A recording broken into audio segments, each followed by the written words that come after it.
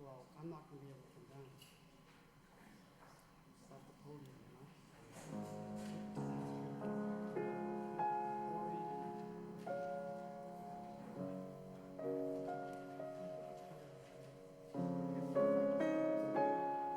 She's heard it more than once.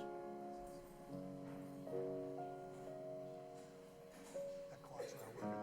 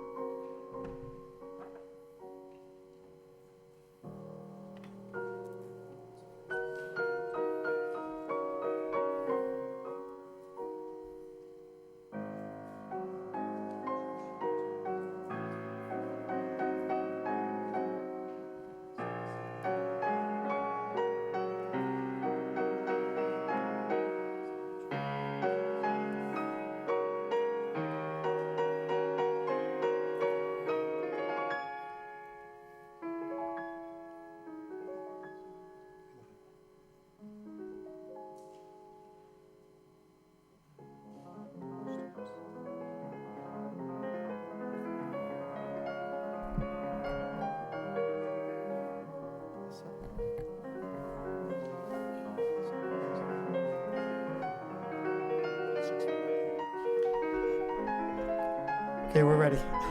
Good evening, everyone. This is a regularly scheduled City Council meeting, August 12th. Please rise for the prayer. Dear God, today as this session opens, we pray that your presence will be before us and everyone who serves in the decision-making process of our city. We pray for direction which will lead our city to be strong and unified. May we continue the legacy of our founders. May we be granted this day the wisdom to make decisions which will be for the good of our city.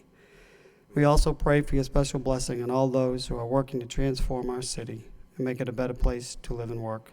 Amen. Please salute the flag. I pledge allegiance to the flag of the United States of America and to the republic for which it stands, one nation, under God, indivisible, with liberty and justice for all.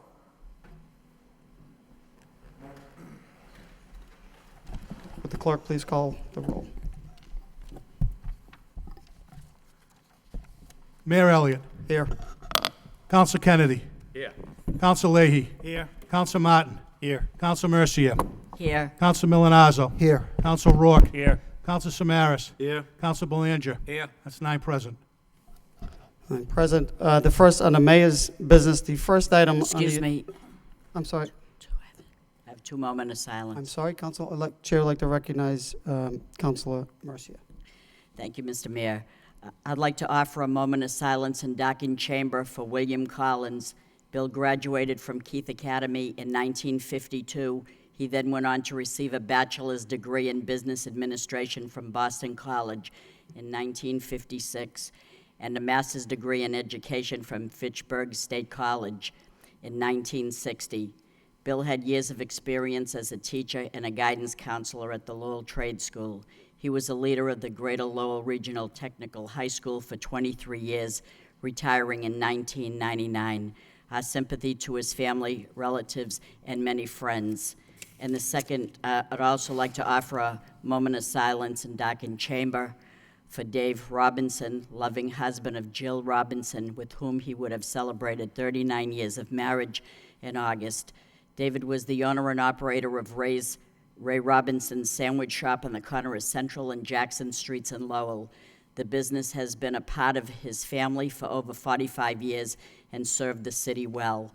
In David's free time, he enjoyed being an umpire for many years for the Greater Lowell Softball League.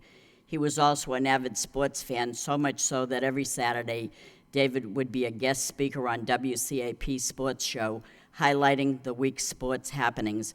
Whether it was baseball, basketball, or football, David knew every player, all the stats, and would offer his opinion on what strategy should be used next. In addition to his wife, Jill, and his father, Ray Robinson, he is survived by his daughter, Summer, and granddaughter, Alexis. I knew Dave Robinson personally, as I am sure most of my colleagues did as well.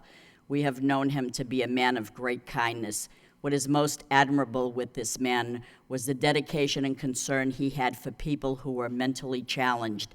He became a caretaker and advocate for Edwin Reynolds and Roger Mongrain. I knew these two people for many years, and they felt very lucky to have Dave for a friend.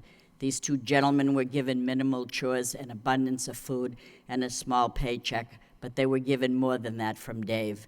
They were given a purpose, that they were allowed to feel useful, and they felt great to be given some money that they knew they earned. He was an advocate for the less fortunate, and I will never forget this remarkable man. Dave had a motto which was, "You remember the quality long after the price is forgotten."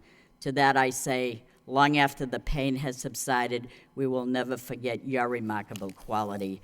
Our condolence to his family, relatives, and many friends. May he rest in peace. Thank you. Thank you, Councilor. Councilor Leahy. Thank you. I just wanted to express my condolences for Dave Robinson. He and his father had his business in the city for over 45 years.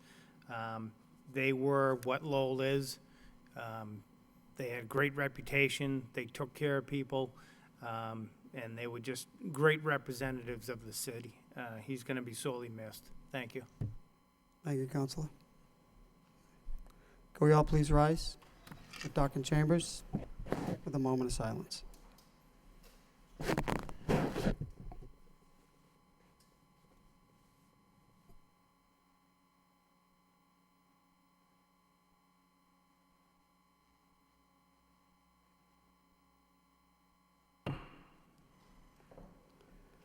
May they rest in peace.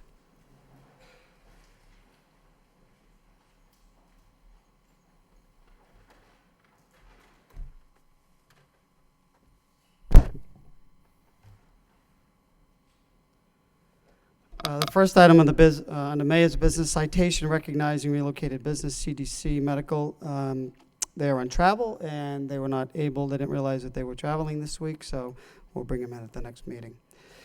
Next item is citation recognizing new business. Can we have the owners of VMart please come to the podium?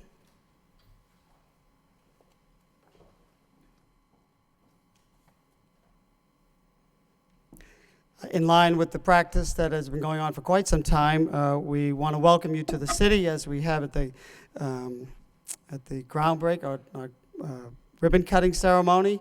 And in line with that, we want to bring you to the city council to let folks at home watching this show now who you are, what your business is, our way of thanking you and introducing you to the city. So on behalf of my colleagues in government, we'd like to offer you this citation. Be it hereby known to all that the City of Lowell and the Commonwealth of Massachusetts hereby welcomes VMart and its owners, Mr. Ong Throng and Mr. Ha Lee and his wife, to its newest location at 123 Church Street.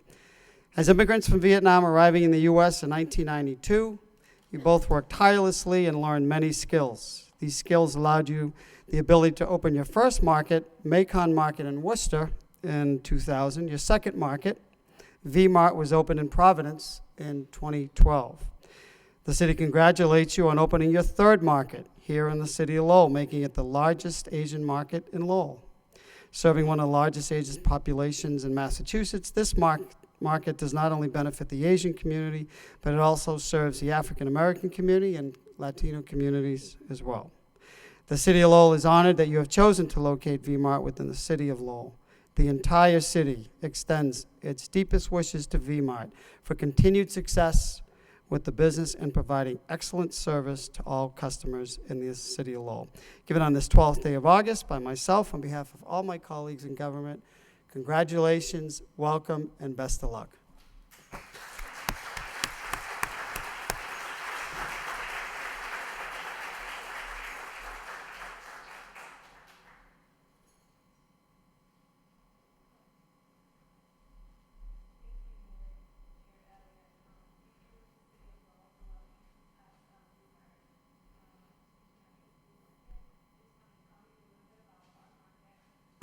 This is our third market. Obviously, just heard that, and we have a great variety of experience about, how to deliver the best quality food.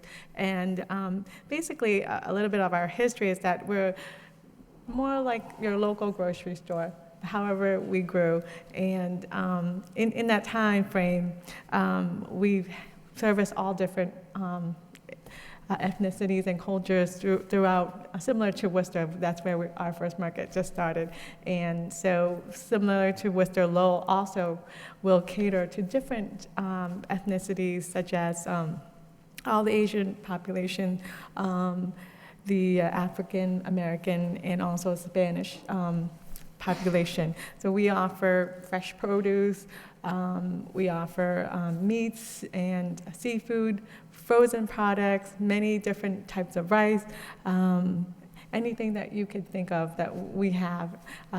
We like to think of ourselves as a small market, but offering lots of different foods. Thank you so much for offering this opportunity to come to your city and being a part of your businesses. Thank you. Thank you very much.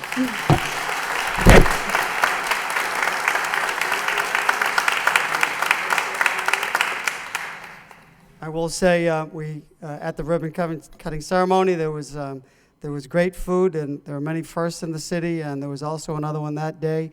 Never did I ever think that a nice Irish person like the city manager would eat a spring roll, and he did, and he liked it. So thank you and welcome. Next item on the agenda is a presentation by students of the Shaughnessy School. Could you please come on up? Regarding exploration of East Pond of the Tanner Street Economic Development Area, along with Jane Calvin. Thank you. Welcome to City Council chambers again, and we Thank look you. forward to your presentation. Good evening, Mayor Elliott, City Councilors, Manager Murphy. I'm Jane Calvin, Executive Director of the Lowell Parks and Conservation Trust. I'm here with my partners from Mass Audubon, who we co-teach our environmental education programs with. I'm sure you're very familiar with our work, whether it's through the Concord River Greenway, the Spalding House, the tree planting program, whitewater rafting, which some of you have gone on. But you may not know that we have a very robust environmental education program in the public schools after school. It's primarily funded through Lowell Public Schools 21st Century program. This past year, we offered 3,300 contact hours with students aged third grade all the way up to high school. And we'll be even expanding that this coming year. So we have a student with us tonight from the Shaughnessy School, as well as the principal and one of the teachers of the Shaughnessy School tonight. But I'm bringing you back to a plan that happened earlier in the year when you were presented the Ayers City Economic Development Plan. We'd like to bring to life one little tiny piece of that element of that plan. We presented to you a brochure that the youth all made. There's about 14 different versions, so you all have different brochures. Feel free to share them amongst yourselves. And then there's also a page from the plan that mentions East Pond, and on the back of that, there's a map.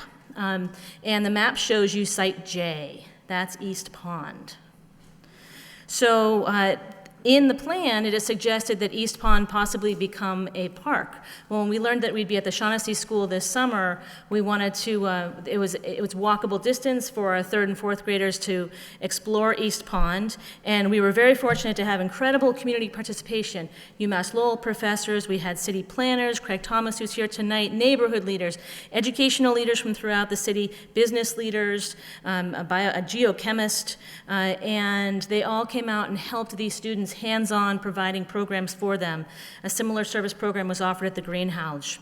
So thank you very much for your time. I will now pass the baton to Martha Sloan from Mass Audubon, our fabulous partner there, and we're very fortunate to have Neela Rivera, who I'm sure will steal the show.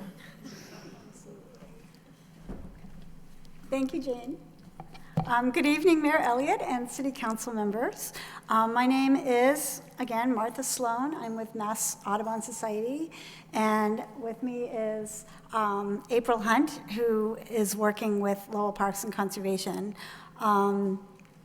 We are here to share what the third and fourth grade students at the Shaughnessy learned through their East Pond Service Learning Project, and present their wishes for the future of the pond. I do have to say that they were not aware that there was already thoughts by others of turning the pond into a park. So this is something that they came up with entirely on their own.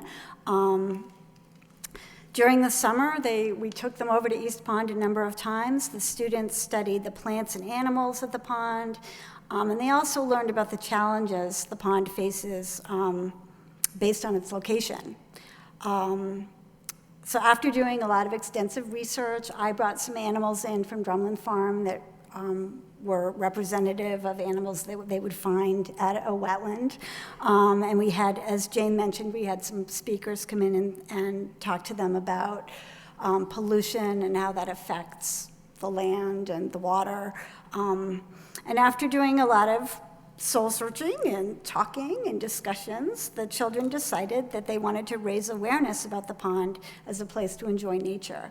Most of them didn't know that there was a pond just 5 minutes away from the school, and many of the teachers at the school also didn't know, so they were very sort of awed by that how can this be right here and no one knows about it. So their big project was to raise awareness, and with no further ado, I will pass the microphone on to Neela, and she will talk to you a little bit about what the students found.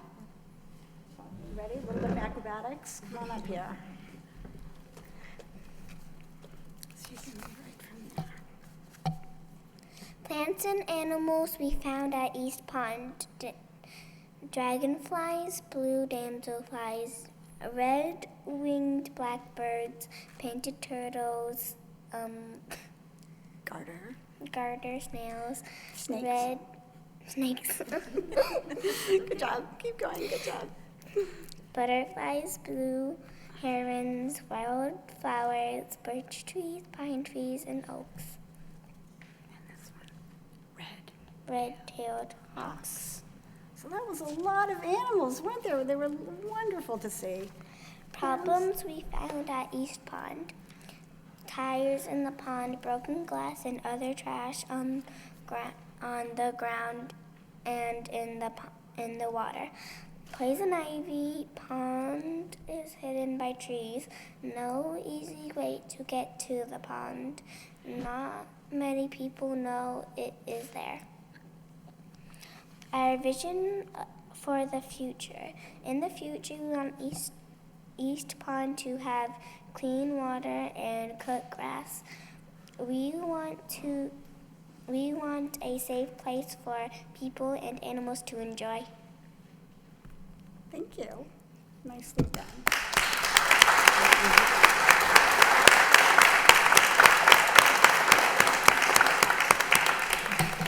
Ms. Rivera, how old are you? 8. You're 8 years old. Well, that was a pretty brave move coming up in front of all these people, and you did a wonderful job. So thank you. Good. All right. Thank you all very much.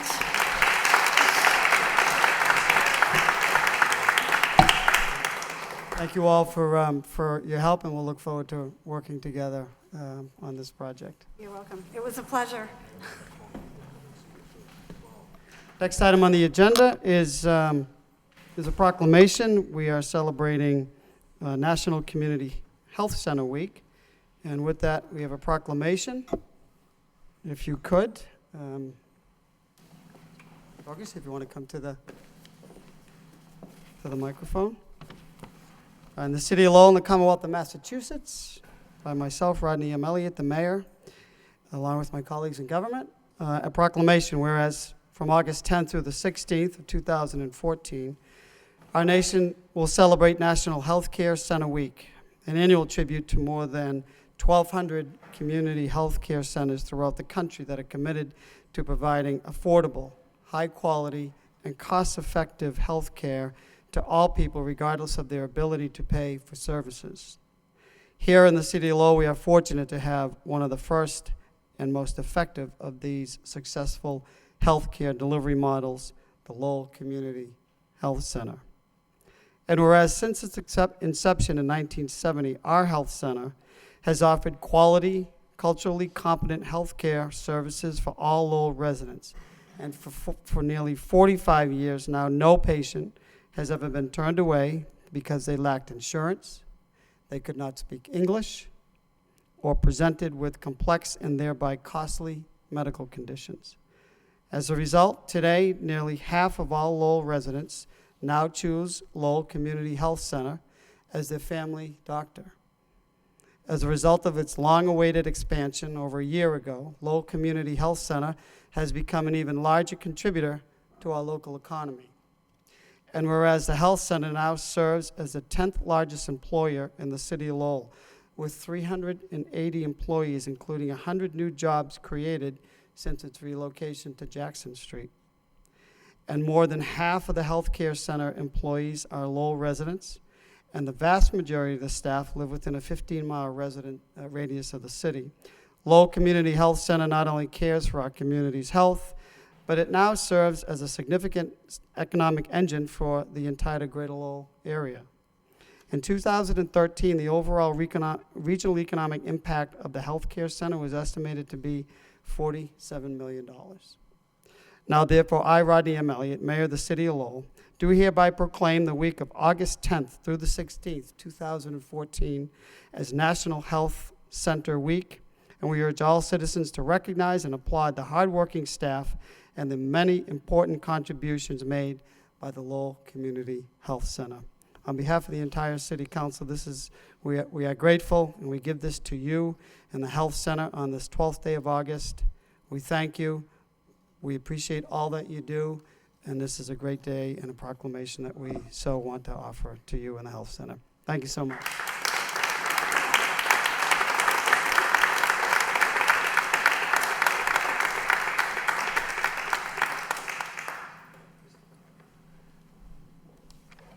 Thank you, Mayor Elliott and City Councilors, City Manager, for this special recognition. At this time of the year, our nation pauses to pay tribute to the incredible role that health centers play in providing access to high-quality, affordable health care for all. At the health center, we take all government and private health insurances, and about 93% of our patients are low income. The vast majority, 90%, live in the city of Lowell, and children comprise 37% of all patients. We play a major role in keeping those kids healthy so that they can stay in school and get the education that they need to get ahead in life. And we're a cost-effective medical provider. Studies show that the cost of care in a community health center are up to 50% lower than in other healthcare settings, and we prevent inappropriate use of the local emergency rooms. Since the opening of our beautiful new facility on Jackson Street 18 months ago, we have added 8,900 new patients, and now we're touching the lives through all of our services of a total of nearly 50,000 patients, half of Lowell's entire population. Today, we have 77 sparkling new exam rooms and a total of 38 medical providers and 20 behavioral health or mental health and substance abuse treatment providers. The theme for this year's Community Health Center Week is celebrating America's health centers, local engines for healthier communities. And in Lowell, I'm proud to report that we've added nearly 100 new jobs since moving into our new building on Jackson Street, jobs that employ local residents, especially those who speak more than one language. Let me introduce one of those new employees, Migdalia Castro, a resident of Lowell who serves as manager of our call center. Migdalia? Thank you. Good evening. My name is Migdalia Castro. I am a central scheduling and the call center manager. I'm working at the Lowell Community Health Center since December 2012, and I am living on the Jackson Street in the community office in Lowell. I am from Puerto Rico, and I moved with my family to Lowell in December 2009, and Lowell has been my home for more than 4 years. For me today is a great honor that Lowell Community Health Center chosen me to speak today in an important week. We celebrate the 2014 National Health Center Week, and this is something I will never forget. I was working before at the community teamwork, as administrative assistant for a year and a half at the Housing and Homeless Department. I was serving people with different needs and situations, and especially many people that need that somebody hear their voices. Here I learned that listening is a virtue. Can I tell you what drew me to Lowell Community Health Center? My big passion and the commitment to help others, the desire to serve the others. So the book by Robert Greenleaf, First Serve Than to Be Served. This is my motto every day. During these years, I learned to listen, I learned to understand, I learned that not all speak the same language. I learned to accept the others, and I learned to have empathy with the others. Service is my last name, and help people is my big mission. Let me tell you what does the call center do every day. We are a lifeline to many people. Mothers count us when their young children are struggling with asthma. We help elderly patients talk to a nurse so they can remember how many pills they are supposed to take each day. And one of my staff was able to keep a suicidal woman, talking to her until help arrived to get her to a safe place. We are the first line of support for so many of our neighbors here in Lowell. Why do I like working at the health center? What greater satisfaction to be able to contribute to my community every day. The patient experience is a combination of touch points and service moments influenced by every member of the call center. I would like to create a patient-focused experience that requires a direct communication. I never get a second chance to make a first telephonic impression. Every time I have approached with the patient are touch points, vulnerable service moments. The last but not the least important, improves the quality of service to 100% and creating a greatest impact in the Lowell Community Health Center patient with a positive impression. I believe in knowledge, increasing my skills, using my experience to benefit others, and working with the best and good attitude every day. I believe I am here for one purpose, serve to others as a good servant, as leader. Thank you.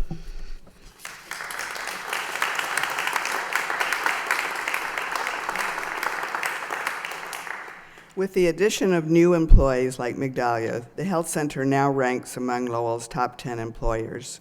And as the mayor read, we generate over $46 million in regional economic activity. In closing, I want to invite all of you, and I think you have some information about it in your packet, and members of the public to join us this Thursday morning at 8 a.m. when we will gather at 161 Jackson Street to create Lowell's largest group hug. The group hug will symbolize how our staff wraps their arms around each and every patient who walk through our doors. And this week, we're kicking off the final lap of fundraising for our wraparound fund, seeking to raise an additional $200,000 by the end of our fiscal year on September 30th. We welcome community support at any level to ensure that we can continue to meet our patients where they are, we can continue to serve as a local job creator, and we can continue to have a real impact on Greater Lowell's economy. Thank you for your support and for this special opportunity to share our story. Thank you.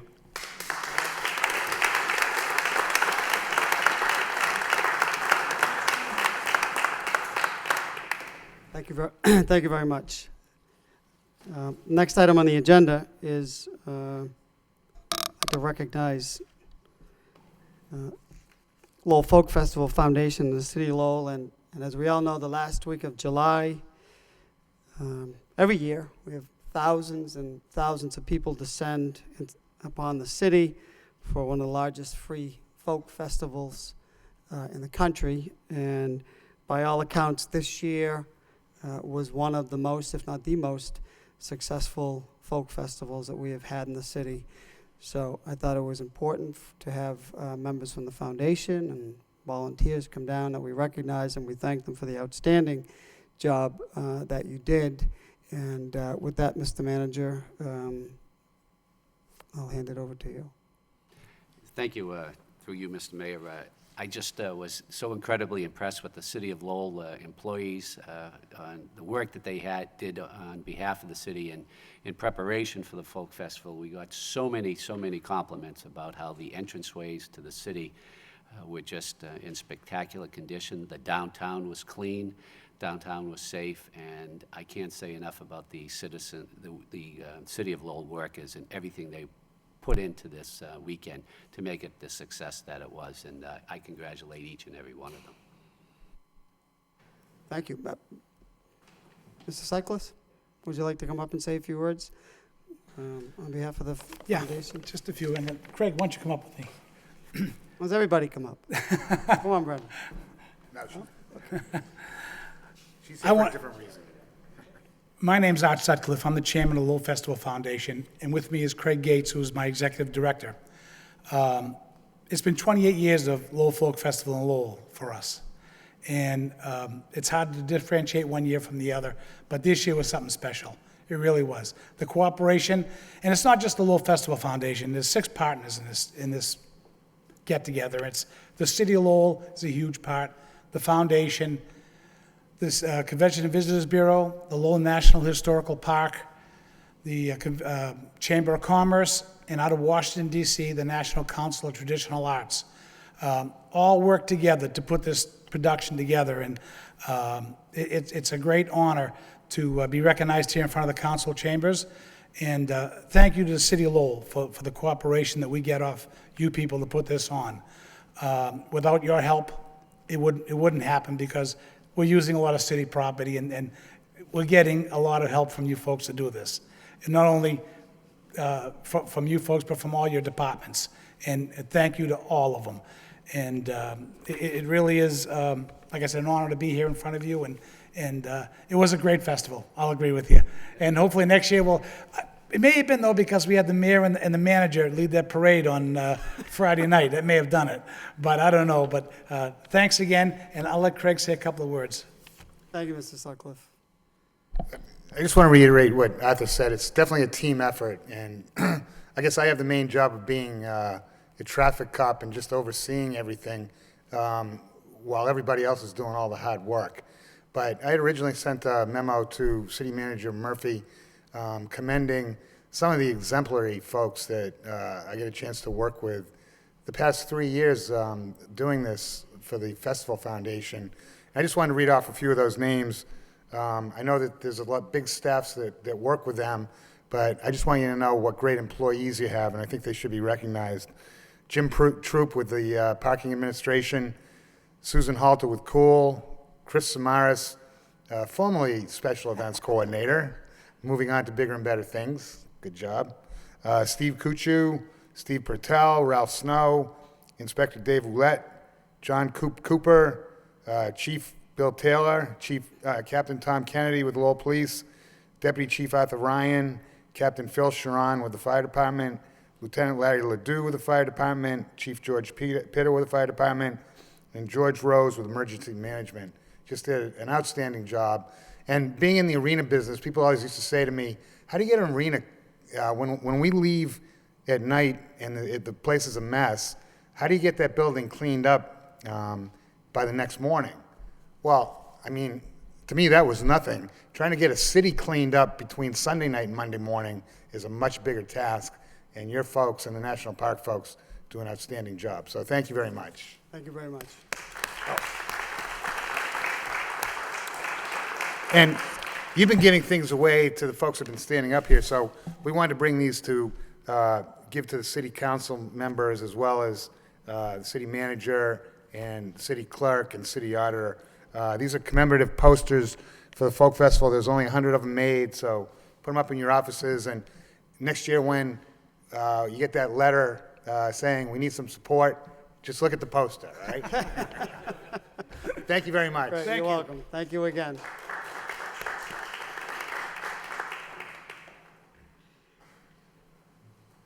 Chair would like to recognize Councilor Mercia before we move on. Thank you, Mr. Mayor. At this time, I'd like to suspend the rules before we get into the city manager's portion of the agenda and allow a speaker to come forward in regards to the Ebola scourge that has taken place in that country. When I refer to Sierra Leone, and there's a woman here that is asking for our help in any way that possible, and her name is Agnes Sese, and she's here on behalf Motion to of that. suspend the rules by Council Mercy, second by Council Milonazo, for the purpose of having Agnes Sese speak before the council regarding the Ebola breakout in Sierra Leone. Excuse me. All those in favor of the motion signify by saying aye, and the opposed, motion carries. Ms. Sese, if you could just give us your name and address for the record, and then we welcome you to the City Council chambers. Unfortunately, to speak about a very serious issue, but please proceed. Good evening, Mayor Elliott. I am Agnes Sese, President of a Sierra Leone organization in New England.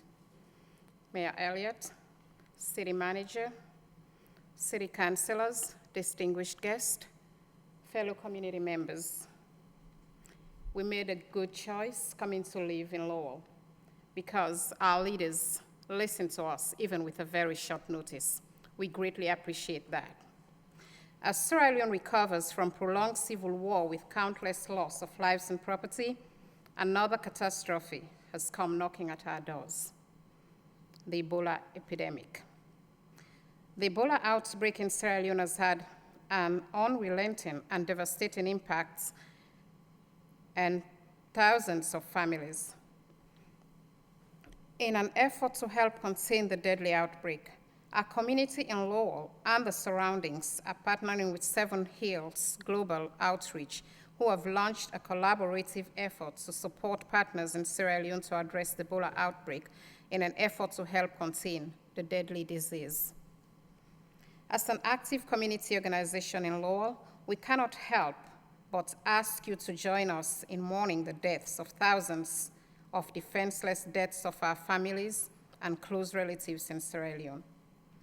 We are therefore asking for the city's help and assistance in solicitation to our local hospitals, businesses, other communities, and citizens of our communities. With your support and help, we can make some difference to leverage donations towards scarce healthcare instruments, materials, protective equipments, food, sanitation needs to protect international healthcare workers, local health workers, and patients to prevent further spread of this virus through family contacts. The Seven Hills organization has created the Sierra Leone Ebola Fund of New England, SLEFON. Seven Hills Global Outreach will be the fiscal agency for all funds raised for these efforts, with oversight by the Management Task Force of SLEFON local contacts. Without much ado, I'll ask that even though we are privileged to be here, we still have family members back in Sierra Leone who are being affected by this deadly disease. The biggest thing an African can do normally when we ask for help is to go on our knees, crawling, to ask that our voices be heard in saving the lives of our people in our country. With what you've just had, we'll greatly appreciate whatever help you people may give to us to help save the lives of our people. Without taking much of your time, we greatly appreciate the privilege you've given to us to make this speech to you people. Thank you very much. And so, through you, Mr. Mayor, to the speaker, how do we help? And is there a phone number? Is there an address? Yes, we're going to hand these over to you. We have the contacts here, ma'am.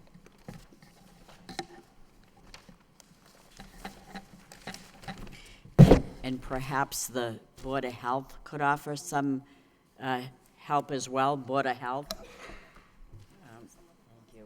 Yes, my office did have individuals come in earlier last week, and we referred them as well to try to get assistance with the Board of Health. So we'll continue to engage our Board of Health as well.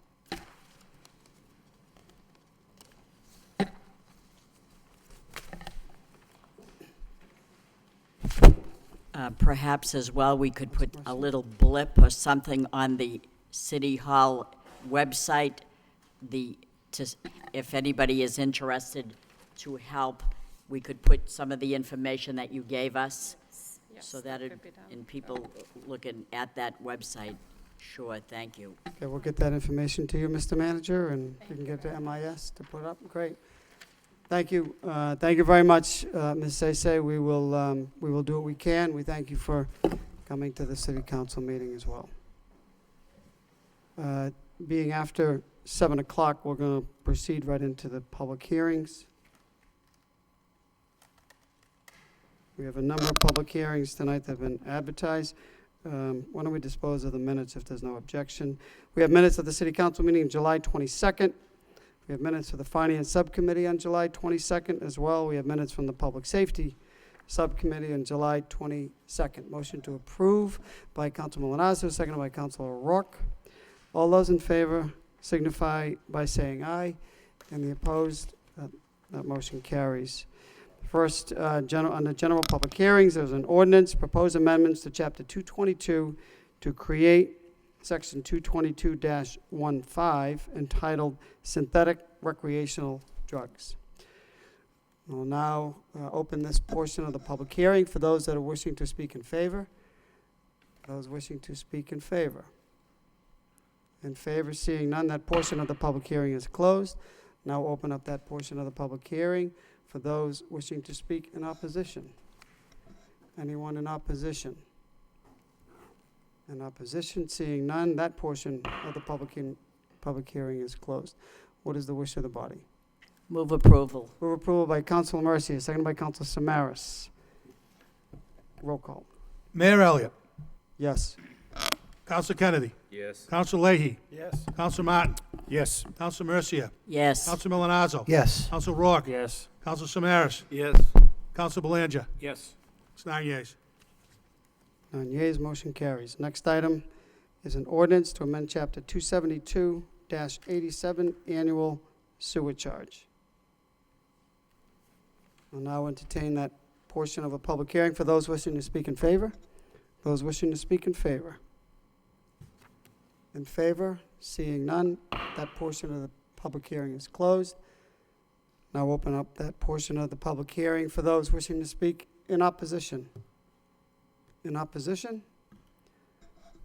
No one in opposition. That portion of the public hearing is closed. What is the wish of the body? Discussion? Move approval. Move approval by Council Milonazo, second by Council Belanger. Roll call. Mayor Elliott. Yes. Council Kennedy. Yes. Council Leahy. Yes. Council Martin. Yes. Council Mercia. Yes. Council Milonazo. Yes. Council Rourke. Yes. Council Samaras. Yes. Council Belanger. Yes. It's 9 yeas. 9 yeas, that motion carries. That ordinance passes, excuse me. Next item on the agenda is an order of taking and acceptance of South Ridge Circle.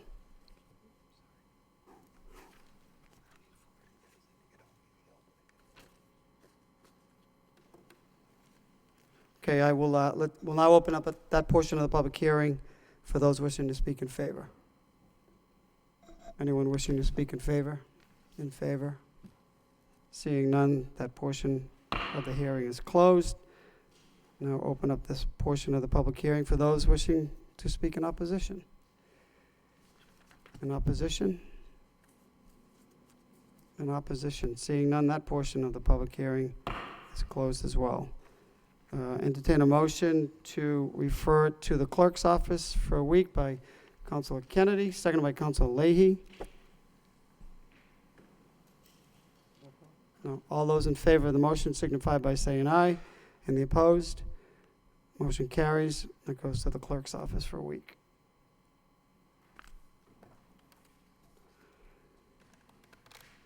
Moving on to the next item, it's 4.1. We'll move on to utility public hearings. First item is a request from National Grid for an underground electric conduit at Central and Warren Street. Now open that portion of the public hearing for those wishing to speak in favor. Good evening. Good evening, David Boucher, designer. at National Grid, 1101 Turnpike Street in North Andover. Here on behalf of National Grid to petition the city of Lowell for 12 4-inch conduits to be placed on Warren. I'm not sure if it's Street or Avenue. Street, Warren, thank you. Street. That's Central and Warren, isn't it? That's Central and Warren. Crossing as shown in the diagram that we've provided you. If the city sees it fit, it would enable us to go forward with this project. This is based on an increase in the demand for electricity in the downtown area. What we'll be doing is feeding a new transformer that will provide and help with the demand for the electricity. If the city sees fit, we'll be able to do this. Thank you, Mr. Boucher. Questions? Anyone else wishing to speak in favor? Anyone else in favor? That portion of the public hearing is closed. Anyone wishing to speak in opposition? Anyone in opposition? That portion of the public hearing is closed as well. Motion to send this to the wire inspector by Council Leahy, seconded by Councilor Martin. All those in favor signify by saying aye. And the opposed? That motion carries. Thank you. You got another one? Next one? No, I believe that's all we have tonight. Next public hearing, we have another public hearing. It's National Grid with Verizon New England. We have a request for a pole location at 279 Pawtucket Street. And we'll open up this portion of the public hearing for those wishing to speak in favor. In favor? In favor? No one here from the petitioners? We have it's National Grid and Verizon New England. Mr. Boucher. 279 Pawtucket Street.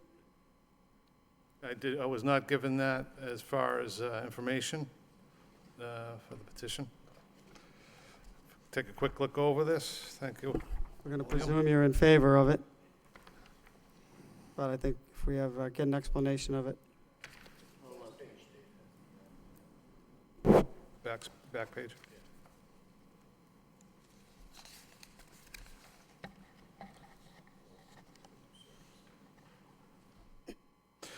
Okay, it's a relocation of existing pole 29 on Pawtucket Street. Not sure exactly why we want to move it there, but it's 1-for-1 in this case. So it's not like we're adding anything extra in there. Well, that's what we want to hear. We don't want to hear any more polls, so. We don't want them either. Okay. Thank you. That's all I can tell for you that, yep. We're going to proceed. Anyone else wishing to speak in favor? Anyone else in favor? That portion of the public hearing is closed. Anyone wishing to speak in opposition to this new pole location? In opposition? In opposition, seeing none, that portion of the public hearing is closed. What is the wish of the body? Refer to the wire inspector. Motion to refer the wire inspector by Councilor Mercia, seconded by Councilor Milonazo. All those in favor signify by saying aye, and the opposed. Motion carries. That'll go to the wire inspector for report and recommendation. Thank you. Next item moving on to the next section of the agenda, communications from the city manager. Mr. Mayor, Councilor Mercia? if there's no problem, I'd like to suspend the rules to move someone along so they don't have to stay here all night. It's 2 communications for appointments, and the 2 people happen to be here, and one of them's a neighbor. I don't want to mess with that one. Okay, motion to suspend the rules and take items out of 5.4. 5.4. And do we want to do 5.5? Is that the other one you're suggesting? Yes, they're both here. Motion by Councilor Mercia to suspend the rules, seconded by Councilor Martin. All those in favor signify by saying aye, and the opposed. Motion carries. Under 5.2, we have a 5.4, we have a communication. to appoint, hold on.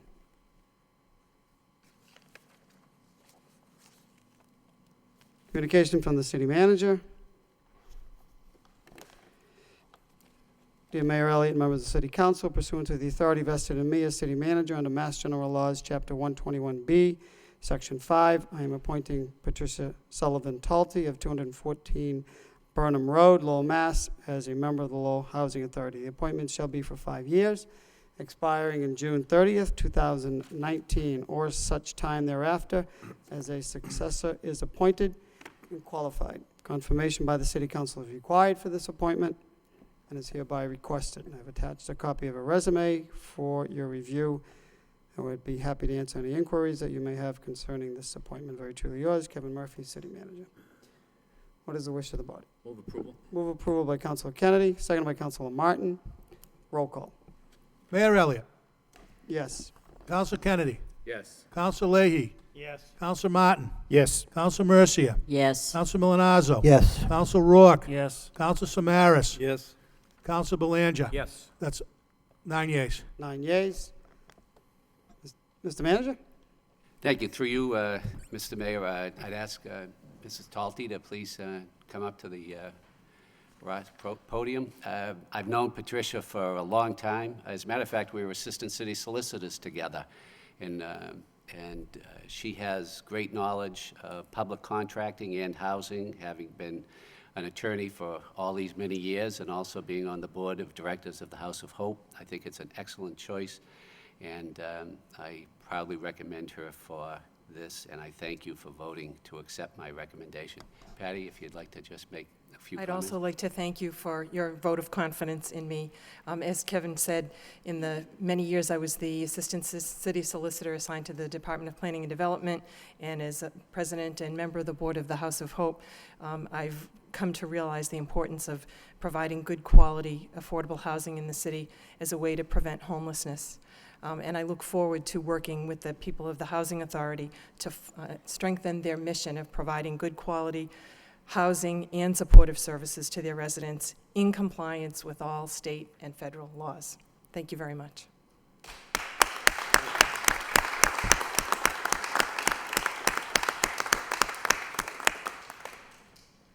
Thank you, Ms. Talty.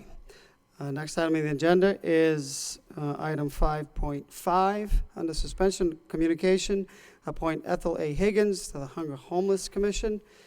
Dear Mayor Elliott, members of the City Council, pursuant to the authority vested in me as City Manager under Chapter 382 of the Acts of 1991 and the Code of the City of Lowell, Article 7, Section 9-23, I'm appointing the following person to the Hunger Homeless Commission: Elizabeth A. Higgins, 70 Lawrence Street, Lowell, Mass., which term shall expire June 30th, 2016, or times thereafter as a successor is appointed and qualified. Under the above referenced ordinance, confirmation by the City Council is not required. I'd be happy to answer any inquiry you may have concerning this appointment. I've attached a resume for your review. Very truly yours, Kevin J. Murphy, City Manager. Mr. Manager?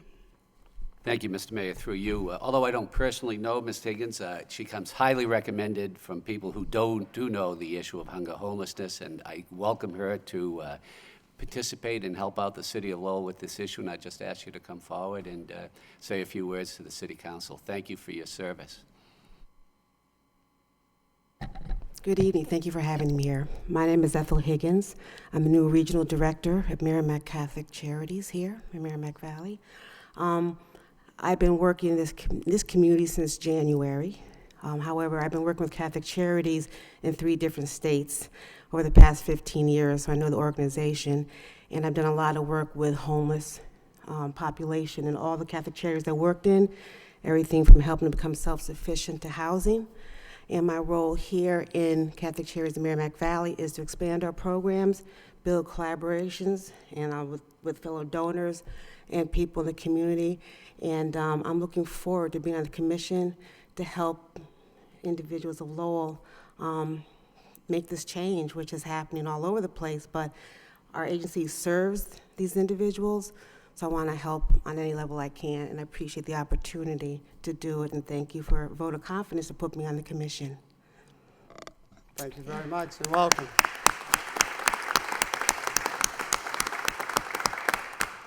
Motion to accept the communication and place on file by Councilor Rourke, seconded by Councilor Samaras. All those in favor signify by saying aye. And the opposed, motion carries. Going back to 5.1 on the agenda, communication summaries to motion responses. Entertain a motion to approve by Council Belanger, seconded by Council Kennedy. I'm sorry, Council Mercier. Thank you very much, Mr. Mayor. I only have one brief comment, and that is about my motion to have the solicitor and the council to support a letter to go out to the judges, and she did a tremendous job, whoever did that letter from the law department. I read it. It was in our packet. It was very, very nice, and so right to the point and very authoritative, or whatever you pronounce the word, but I'm very grateful for the beautiful letter that was sent. Thank you very much. Mr. Manager? Thank you, through you, Mr. Mayor. It was actually Assistant City Solicitor Ken Rossetti that authored the letter, and I thought he did a great job. It was a good letter. My only question was, who do you want to be the signatory, the mayor or the city manager? Well, both would be nice. Okay, then we'll put both names on the, Yes. on the letter. Okay, Very thank you. good, thank you. We'll send that out immediately. Thank you. Other, Council Leahy? Thank you. I had a question on the canals. For you, the manager, or I see the city engineers here. If we could ask a couple of questions about the canal bridges. Sure, Mr. Mayo, would you take? So in the report, the bridge over Pawtucket Street going by the ice cream stand, the boat, there's a motor club. Okay, so that bridge there isn't supposed to be fixed for another 2 years, maybe it says? That's what Enel has on their schedule, yeah. The schedule, that chart came directly from Enel. We didn't create this. All right, and then the bridge on Broadway Street, that's pushed off for another year too? That's being The site design now? detour that's there now was originally set up as a temporary measure, and it turns out they were going to do some repairs, but when they started their analysis, they found that it was in worse shape than they thought. So instead of doing repairs, they're going straight to design of a replacement. So that traffic management that's in place now will be there for another year while they design the full replacement bridge. Is that common? I mean, there's got to be a way to speed these up. I mean, That the- length the of one time on for Pawtucket- design, that's not uncommon for the length of time for design.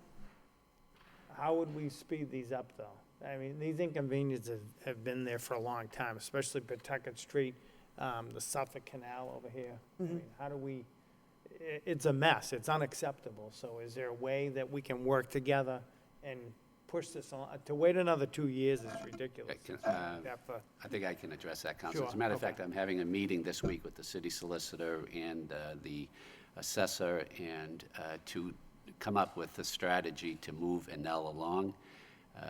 We meet with Enel once a month. And They the come next, to the next meeting is on Thursday, this month's to meeting. try and keep them moving along, but we have to push them even more so. So we're meeting to come up with some type of strategy to deal with Enel to expedite these repairs so that they don't stay a one-way for so long. I agree with you 100%. Going home that way and coming that way to work every day. Yeah, I know what it's like, so. Okay, and I appreciate the effort. It's just, you know, and you can also pass along a message. I mean, I see the explanation here for the sidewalk on County Square Bridge, but if they're gonna do their bridges like that, I mean, it's a disgrace in the quality. I don't know. I didn't see them put the sidewalk in, but they look like they're only 6-foot sections, and they're saying that they needed to lift those sections up, put them in, and then fill in. Yes. I mean, it looks awful. It looks like it's a tripping hazard, and quite frankly, it looks like, you know, a high school team put it together. So I don't know why we shouldn't be accepting that type of quality. Since we don't own it, there's not a lot that we accepted. Well, The parts that we accepted were the safety railings. All right, well, there's got to be something we can do maybe on that point too. I'm not, you know, blaming you. I'm just saying that it's a disgrace, the quality of work. And it's a disgrace that they can own these bridges and hold the city hostage for all these years and not fix them, so. Anything we can do to move this along and really send them a strong message and tell them, we can't put up with this. It's public safety issue. We can't get our buses across it. So anything we could do would be appreciated. Like I say, we'll be sitting down to develop a strategy to move them along. Okay, thank you. And I'll report back to you on what we plan. Thank you. If there's no objection from my colleagues, I just want to weigh in a little bit. Mr. Manager and Ms. DeMayo, I agree. This is, it's really unfortunate that it has to get to this point, but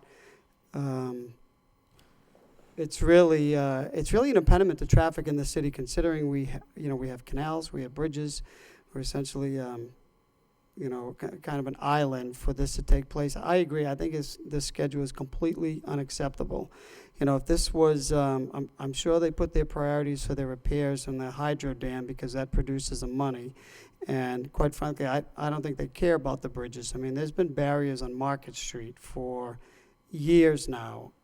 So, they drag their feet. They don't care. I mean, that one way on Broadway, to say that they're going to do something, next year, I mean, the city had to absorb, the cost of a police officer 24/7. Now that bridge is just a one-way. So and I understand when we spoke in this in executive session that they want us to take it over, which is utterly ridiculous. But can we, they're meeting minimum load. Why are they allowed to meet minimum load requirements? And, the bridge on Broadway is one way. It's a major inconvenience for traffic, people in the city as well as the university. So it'd be nice to see a much faster schedule, and whatever we have to do. I think we need to take some legal measures to do that because they're not going to do it. They haven't done it, and they'll continue to ignore us. The police details you mentioned that they had outside of Broadway, Enel paid for those. The city did not absorb those costs at all. Those were all on Enel. There is no minimum load limit for any bridge in the state. The only legal requirement is that whatever the bridge can handle, the owner is responsible for telling the general public what that is. So it could be 1 ton. As long as they post it appropriately, they've met their legal requirements. When it's a 2-lane bridge and not meeting their legal requirements for the ton. So, I guess this is the issue here, why there's frustration, because whatever the requirements, whatever loophole they're using, is just unacceptable. I mean, this city sometimes comes to a standstill, and in large part because of some of those bridges. So I would like to, when you do meet with them, I'd like to if we can get an updated report, Mr. Manager, because and this clearly is a quality of life issue. So I hear your message, but I hope you hear ours as well. Absolutely, we'll give you an Kennedy? update. If I could, through you, Mr. Mayor, to the manager, if you're meeting with them on Thursday, and if it's going to be a year for instance, the Broadway Bridge, then maybe what should be included in the discussion is an exploration of whether or not there can be some sort of temporary measure so the bridge can be opened up while they're doing the planning for the year. But to have the bridge be one way for a whole other year is just, it's a lot, and it has an impact on public safety. I mean, I really think that we have a good case to present here. And so I would hope that, and I understand that that's easy to say and maybe not so easy to do, but it should be at least part of the discussion that if the bridge is going to be that way for a year while they're waiting to design the new bridge, that some sort of temporary measure be taken so that the bridge can be opened up 2 ways. We kind of did that on East Merrimack Street at the very beginning. If everybody recalls, that was just going to be one way. And then we decided that, well, maybe if you use the sidewalk, you can make it be 2 ways. And it was tight, but it was certainly a lot better than it would have been if it had just been one way for the amount of time that it took them to take care of that bridge. So maybe the same thing can be done up on Broadway. Thank you, Council. Further discussion? Council Leahy.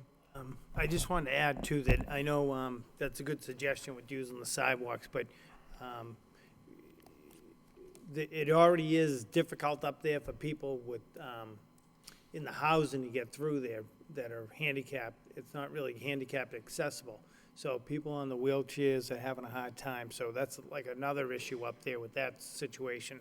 So all that needs to be taken under consideration. But, you know, just stress upon them that this board's, you know, this list was unacceptable and needs to speed up. And they need to take, they need to be held accountable. The city's just, you know, some of their bridges have been a mess for too long, and it's just, it doesn't look good, and it's not good for the city. And, you know, we've made our point. We've got the couple of letters of support from the university. So I think we have a lot of pull behind us, and I think we should be able to speed that up.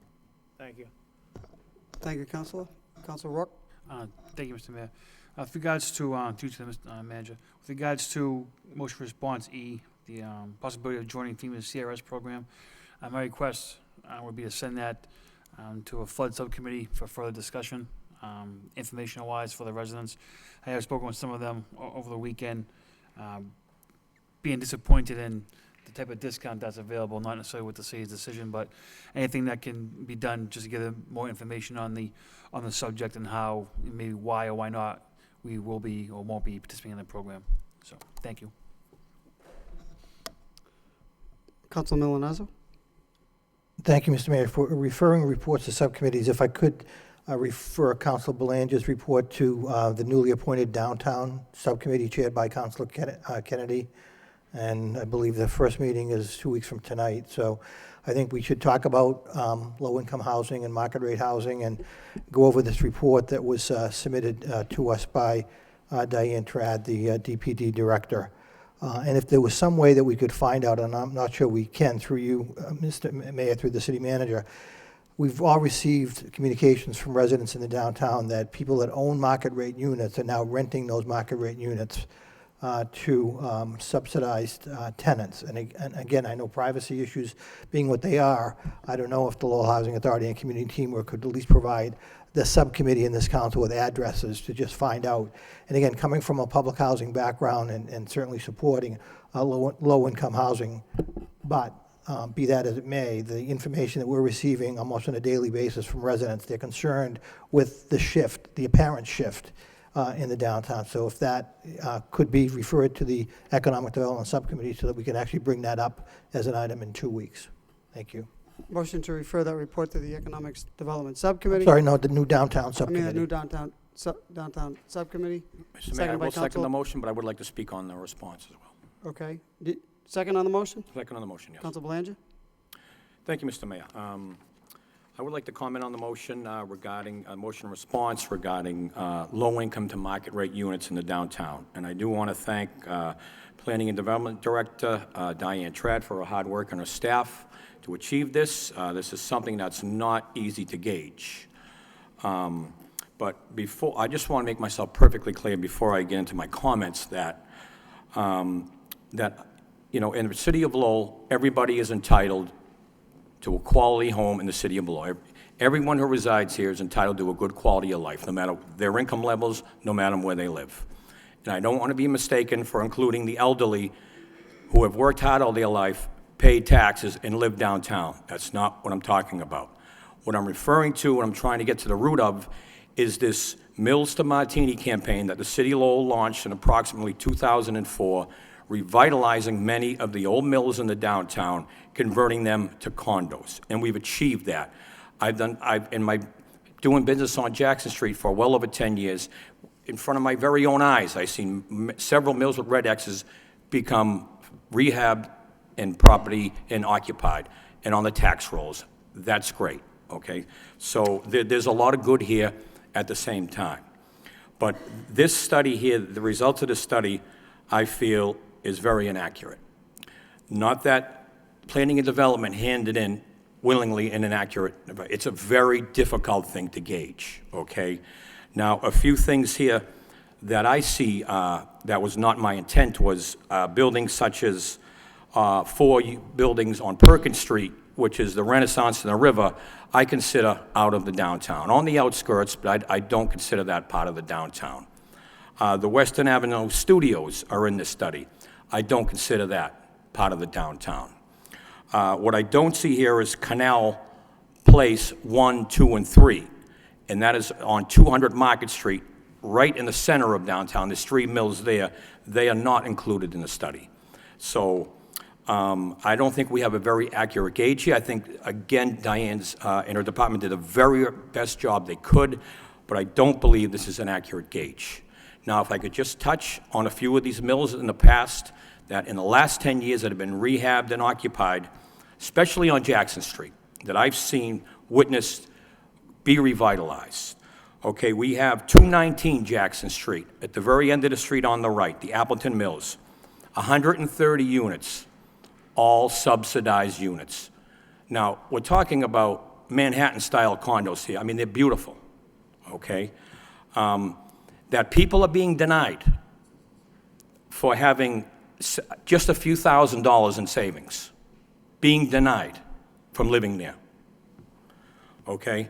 And I know several people. I don't think it's appropriate to line up people here to state such facts, but I can if called upon. So that's part of the problem. Lofts 27, a very large mill on Jackson Street, 173 units. We have here 138 market rate, 35 low income. My experiences and people that I know who lived in that building, I think it's more the other way around, quite frankly. I know of at least, I've done business right at the beginning of the driveway there for well over 10 years. I met a lot of nice people moving into the city. Unfortunately, most of them are gone. Again, I could fill this council chambers with people living in there and left with not good things to say, quite frankly. I don't think that's appropriate. So I just think at this point that we need a better accurate gauge of this percentage in the downtown. And from this point on, again, I'm not looking to throw anybody out in the street here. That's not what this is about. It's a city. We have low-income people. We have low-income residents. That is fine. Coming from the Board of Appeals for 10 years, I approved hundreds of low-income units in this city. I've never said no. But I just think at this point, the balance is becoming a little bit too much for residents. As I'm hearing from more and more residents, almost on a daily basis on this point. Being there every day, I know the people, I know the buildings, I know the businesses. And that's no disrespect to my colleagues. I know the downtown very, very well. So I just would like, from this point forward, to concentrate on the young professionals that people who bought into this campaign years ago, this Mills, were expecting, and we've let down. That's what I'd like to see the emphasis on, market rate. And Mr. Manager, there's another building going on Jackson Street right now that's currently being developed. Another beautiful building vacant for almost 40 years. And that's great. It looks great to this point. But maybe we can sit down with Wind Development, because once they apply and get these federal low-income tax credits, they're now married to 7 years of renting to low-income families. And I think at this point, we've provided enough services, in my opinion. So I just would like to concentrate. I agree with Councilor Monazzo. I am fine to discuss it further to an open forum where residents can come in and voice their opinion. But from this point on, I'd like to concentrate on market rate, is my point. So with that being said, thank you very much, Mr. Mayor. Thank you, Councilor. Councilor Mercia. Thank you, Mr. Mayor. I just want to bring up the fact that I did hear a gentleman named Matt Byrne, and he did talk about this very specific issue. He emailed every city councilor, and he talked about all his frustration that he went through, that he's in his 30s, he's a young man that always loved the city, and one day he wanted to be vibrant, to be downtown where everything was happening, but everything that was happening lately isn't what he's looking and meant to when he was looking for a condo. And he bought a very beautiful condo, and he heard about the Mills to Martinis, and he thinks maybe it's Mills to probably Kool-Aid or something like that, because what's happening is, and I don't want people to misconstrue what I'm saying, because when people are poor doesn't mean they're bad. when people are poor doesn't mean they're deserving, but there's a certain element that qualify. For example, if you saw the 26-year-old person that got busted a few condos down with a drug bust, and he had 4 small children in the condo unit from 3 months to 4 years old. And it's very frustrating when someone takes their life savings to put it into a condo unit, and someone down in the next one further down is subsidized to the point where they really don't have a job, but what someone is paying triple for, someone's paying peanuts for, and allowed to stay home with the children and deal drugs right in front of them. This is the frustration, and it broke my heart to hear that. Like I said, poor doesn't mean bad, and I know that subsidized is, I agree with Councilor Belanger when he says, I think that we've done our share. If people are so compassionate about people, I think we filled a quota and then some. I'm sure these very people that want to be subsidized would like to live in Carlisle and Dunstable and Groton and Pepperell instead of just saying, oh, it's a big city, let's shove these people there. I know it sounds heartless what I'm saying, but I'm saying the truth that people are probably thinking, that we heard all about what's happening downtown, and I don't think we need to further study this issue. I think we need to have a resolution or a solution to this issue. It's just very frustrating when this is happening and you hear what went on, and there are another few items, but I don't want to take up too much time, but I agree with that motion of some weeks ago by Councilor Belanger. Thank you, Council Mercia. Further discussion, Council Samaras? Thank you, Mayor Elliott. I agree with Councilor Milanazzo to send this issue back to the subcommittee. I think every so often there's a need to reassess what we have and what we're doing, and I think that's where the time has come. Councilor Milanazzo talked about the Section 8 housing. I do believe the Lowell Housing Authority and community teamwork does have a lot of that information available to them. Perhaps the city can reach out to those organizations to get some of that information. I think what's important right now is to get information. I think the letter that Councilor Mercier was talking about is actually a good baseline to open up that discussion. These are concerns that I've heard a lot of these concerns as of late. And I think I would use the term reassess what we have, what we're doing, and the direction. And then from that point, I think when we get that information to the subcommittee, this council could work with the city manager in trying to set a direction. Thank you. Thank you, Council Samaras. For Council Martin, and then Council Leahy. Thank you, Mr. Mayor. I actually was trying to speak on the bridges, although I do have a few comments on this too, so I guess I'll start with this. I can appreciate some people's frustration. In fact, I would be happy if we could have all the new units in the downtown be market rate units. But the reality is a lot of these projects to get done are going to go where the subsidies are, and most of the subsidies at the federal level are for low and moderate income people. And just as Councilor Mercia said, poor doesn't mean bad. Subsidized doesn't necessarily mean poor either. A lot of these units are for moderate income people, and the moderate income people is the area moderate income. It's people that could be making close to $80,000 a year in family household income, which I think is solidly in the middle class and exactly the type of people we're trying to attract to the downtown. It wasn't too many years ago, sitting here, we got a similar report where it showed that 90% of the units in the downtown were subsidized units. And now it's, at least according to this report, it's 50-50. So if anything, I think we're moving in the right direction.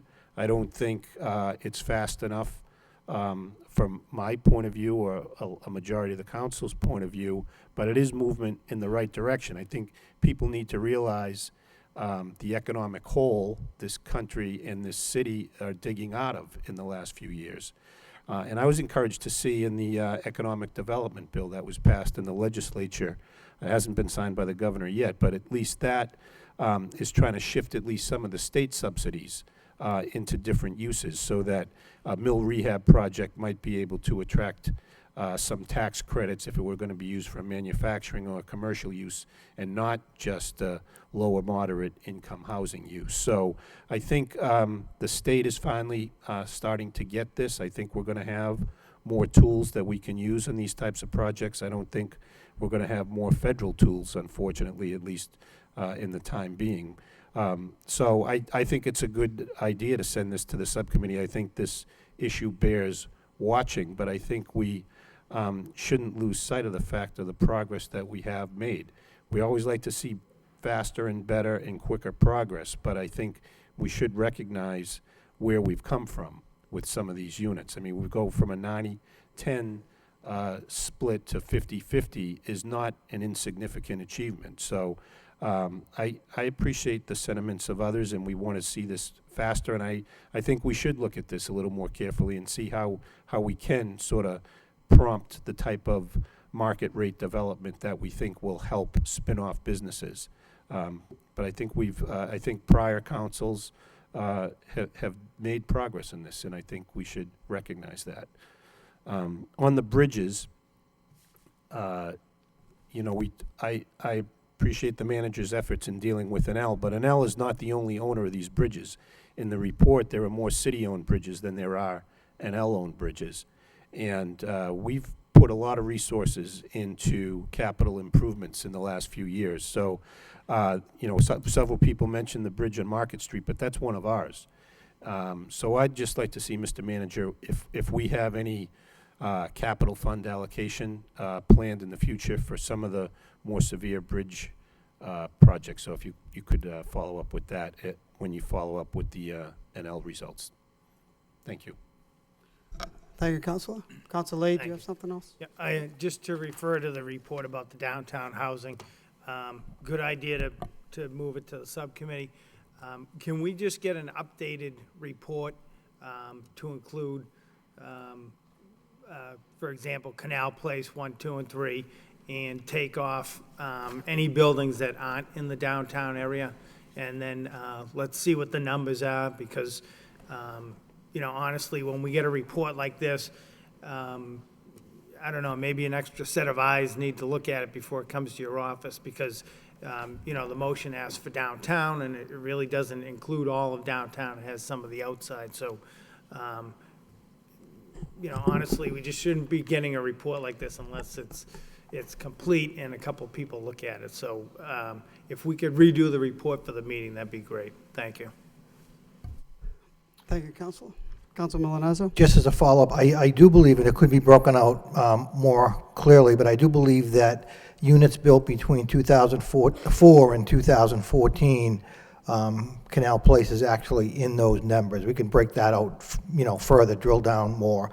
But getting back to the definition of the downtown, I think, even though some may not think that Perkins Street is within the downtown, I think that when we apply for federal community development block grant monies, that's part of the downtown census tract. So I would just caution you on the definition of downtown, because I do think that that area, I could be wrong, and I'll stand corrected, I do think that that is considered to be the downtown. It's not Merrimack Street, obviously, but it's still considered to be the downtown, I believe. Okay, thank you. All those in favor of referring that report to the Downtown Development Subcommittee signify by saying aye, and the opposed. Motion carries. There's also a motion by Councilor Rourke to send a report on FERC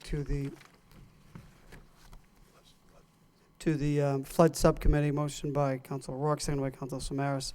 All those in favor signify by saying aye, and the opposed. That motion carries as well. Motion to accept the responses, motion responses by Councilor Leahy, seconded by Councilor Martin. Accept and place on file. All those in favor signify by saying aye, and the opposed. Motion carries. Moving on to the next item on the agenda is a communication. 5.2, it's an update to this response of 7/22/14, communication in regards to comparison of snowplow and snow removal rates. Entertain a motion to accept the report and place on file by Councilor Kennedy, seconded by Councilor Belanger. All those in favor signify by saying aye. And the opposed, motion carries as well. Next item is a communication. First floor usage of the Bon Marché building at 151 Merrimack Street. Entertain a motion to accept the report and place on file by Councilor Samaras, seconded by Councilor Rourke. All those in favor signify by saying aye. And the opposed, motion carries as well. We have already completed 5.4 and 5.5. We'll move to 5.6. Another communication for the city manager.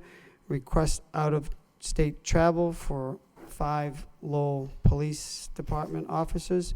Entertain a motion to take all 5 together by Councilor Murcia, second by Councilor Milanazzo. All those in favor signify by saying aye. Any opposed? Motion carries. No, roll call. Roll call on the 5 out-of-state travel. Motion to approve by Councilor Belanger, second by Councilor Kennedy. Roll call. Mayor Elliott. Yes. Council Kennedy. Yes. Council Leahy. Yes. Council Martin. Yes. Council Mercia. Yes. Council Milanazzo. Yes. Council Rourke. Yes. Council Samaras. Yes. Council Belanger. Yes. That's 9 yeas. 9 yeas, motion carries. Moving on to the next section, votes from the city manager. 6.1 is the vote to accept a gift from the Student Police Academy from Thomas J. Hogan. Just by way of explanation, well, I'll read the vote. In City Council, vote authorizing the city manager on behalf of the City of Lowell to accept the gift from Thomas Hogan of $50 for the use by the City of Lowell Police Department. Thomas Hogan desires to donate $50 to the City of Lowell Police Department to support the department efforts in providing programs to children and families. The City of Lowell desires to accept the gift of said funds for use by the City of Lowell's Police Department Student Police Academy. Now therefore be it voted that the city manager be and is hereby authorized in the name of the City of Lowell to accept a gift from Thomas J. Hogan of $50 for use by the City of Lowell Police Department Student Police Academy pursuant to Mass General Laws, Chapter 44, Section 53A. Be it further voted that the city manager will convey the city's appreciation for the gift.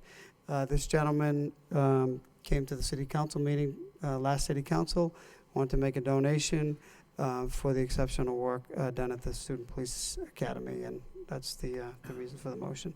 Councilor Rourke? Thank you, Mr. Mayor. I just wanted to say, my children were recent graduates from the Lowell Police Academy. Mr. Mayor, you were there last Friday. The police department does a terrific job with the kids. They put on a terrific presentation at the end, so it's, thank Mr. Hogan for his donation, and thank the police department for all the work they do with the city's youth, so thank you. Thank you, Councilor Rourke. Motion to accept the gift by Councilor Belanger, second by Councilor Kennedy. Roll call. Mayor Elliott. Yes. Council Kennedy. Yes. Council Leahy. Yes. Council Martin. Yes. Council Mercia. Yes. Council Milanazzo. Yes. Council Rourke. Yes. Council Samaras. Yes. Council Belanger. Yes. 9 yeas. That motion passes. Second, moving on to 6.2, another vote, declare surplus of 5 Dane Avenue, AKA Street, and authorize the city manager to accept UMass Lowell proposed purchase price of $38,000 for the surplus property. Motion to waive the full reading by Councilor Leahy, seconded by Councilor Martin. All those in favor signify by saying aye, and the opposed. Motion carries. Second reading by title.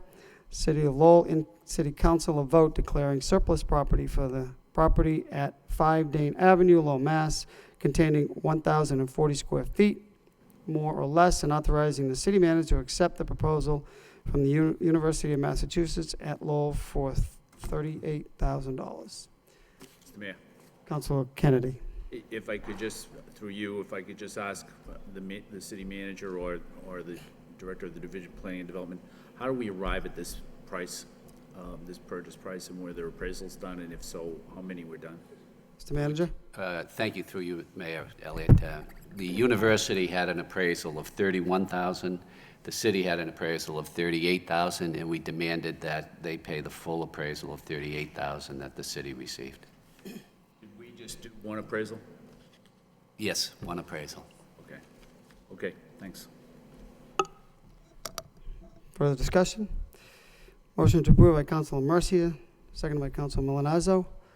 Roll call. Mayor Elliott. Yes. Counsel Kennedy. Yes. Counsel Leahy. Yes. Counsel Martin. Yes. Counsel Mercia. Yes. Counsel Milonazo. Yes. Counsel Rourke. Yes. Counsel Samaras. Yes. Counsel Belanger. Yes. 9 yeas. The ayes, motion passes. Moving on to 6.3 is a vote to authorize the city manager to accept David Foss's proposed purchase price of $131,000 for the property located at 603 Chelmsford Street. Entertain a motion to waive the full reading by Councilor O'Rourke, seconded by Councilor Samaras. All those in favor signify by saying aye, and the opposed, motion carries. Second reading by title. City of Lowell and City Council is a vote authorizing the city manager to accept the proposal of Mr. David Foss in the amount of $131,000 to purchase property located at 603 Chelmsford Street in Lowell and execute all documents necessary for the transfer of the property. Mr. Mayor. Council Kennedy. Thank you, Mr. Mayor. Through you to the manager, same question, I guess, for this one. How did we arrive at this price? And was there, if it was by the appraisal, was there just one done? Mr. Manager? Can I just ask, Patty, can you come up? I believe it was a request for proposals, wasn't it? Hello, I'm Patty Larkin with the asset manager. We got one appraisal, and what was the rest of your question? I'm sorry? What was the rest of your question? We had JMB Real Estate do one appraisal for this property. That's how we reached the 130. Okay, and then did we do an RFP? Yes, then we did an RFP. Responses came in. We got 3 responses. One of them was, did not meet the minimum price, which we had set up $130,000. The other one was for $151,000, but that was for a use that was inconsistent with the zoning in that area, and the proposal was not complete. So we moved to Mr. Foss's proposal that was the most advantageous. He's going to renovate the property. Okay. In the communication, I think you put it in quotations, right? They were the best offer or something like that. They were advantageous. Advantageous, right. Right. And so what did the higher offer, what did they want to do? They wanted to put a dental office, and after speaking with, well, actually, we had a zoning person on the committee, and that's not allowed at that area. On Chelmsford Street? At that particular location. It's traditional neighborhood two-family. And that proposal was not actually complete either. It did not provide the other information that would have been required for a successful proposal, but that was the main reason. Do you know what Mr. Foss intends to do? He's going to renovate the property, the exterior. He's going to keep the stained glass. He's going to get the landscaping all done. He's proposed to do that right away. Because He's not doing demolition, he's just going to... He'll do slight demolition, but that'll be of just the garage in the back, because that's pretty much falling over. It can't be saved. And he plans a new garage in that area. Okay, thanks. Okay, you're welcome. Further questions on this item? Motion to approve by Council Samaras, seconded by Council O'Rourke. Roll call. Mayor Elliott. Yes. Counsel Kennedy. Yes. Counsel Leahy. Yes. Counsel Martin. Yes. Counsel Mercia. Yes. Counsel Milonazo. Yes. Counsel Rourke. Yes. Counsel Samaras. Yes. Counsel Belanger. Yes. It's 9 yeas. And the ayes, motion carries. Moving on to 6.4 is a vote to approve tax increment financing proposal for Farley White Interest, who's the landlord, and Metagraphics, who is the tenant LLC. Entertain a motion to waive the full reading by Council Belanger, seconded by Councilor Kennedy. All those in favor signify by saying aye. And the opposed, that motion carries. Second reading by title. Commonwealth of Massachusetts, the City of Lowell and City Council is a vote approving certified project application for Metagraphics LLC and authorizing a tax increment financing agreement for Farley White Interest. Mr. Manager? Thank you, Mayor. I think this is a really exciting proposal, and it's really a great work by by the Division of Planning and Development to have this company come this far to locate in Lowell. I actually met the principals of this business my first week here as the city manager, and we'd been working diligently with them. They had 2 spots, one in southern New Hampshire and one in Lowell, and this is an indication to me that they're going to locate in Lowell. We're offering them a tax incentive financing plan on the personal property. I think it's a great proposal. They're going to bring 79 employees to the city of Lowell, and under the tax incentive agreement, I believe we're going to add 29 within 5 years. I think it's a tremendous I'll defer to you, but it's a great medical device company that I think has great potential for expansion. So, Maria, if you just want to explain this, and then we can have a good friend I talk. would like to give an overview of the Economic Development Incentive Program. So this has been a tool that we've been using for a few years now to attract companies to the city of Lowell. And since 1994, when the city was designated as economic target area by the Commonwealth of Massachusetts, 16 economic opportunity areas have been established in the city, one of them being 1001 Pawtucket Boulevard, where Metric Graphics is looking to locate. It was approved in 2010, effective until 2030. So it's a 20-year economic opportunity area designation. So this designation allows companies located within economic opportunity area to benefit from the state's Economic Development Incentive Program, which is a tax incentive program designated to foster job creation, retention, and stimulate job growth here in the city of Lowell. So participating companies receive state and local tax incentives in exchange for job creation and investment, private investment here in the city. So to date, the City Council has been very supportive of this program, approving several tax increment financing agreements, or TIFs, with companies that have invested and created jobs here in these economic opportunity areas. So we estimate a total of 1,500 jobs created so far since the program started.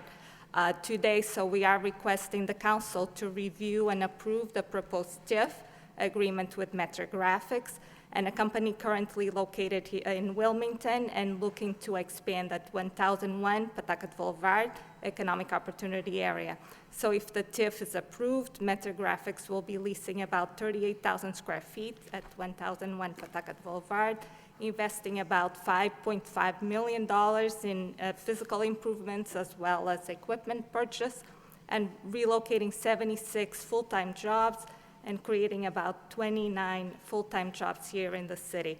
So I would like to introduce you to Brian Cohen, representing Metric Graphics. He can tell you a little bit more about Metric Graphics.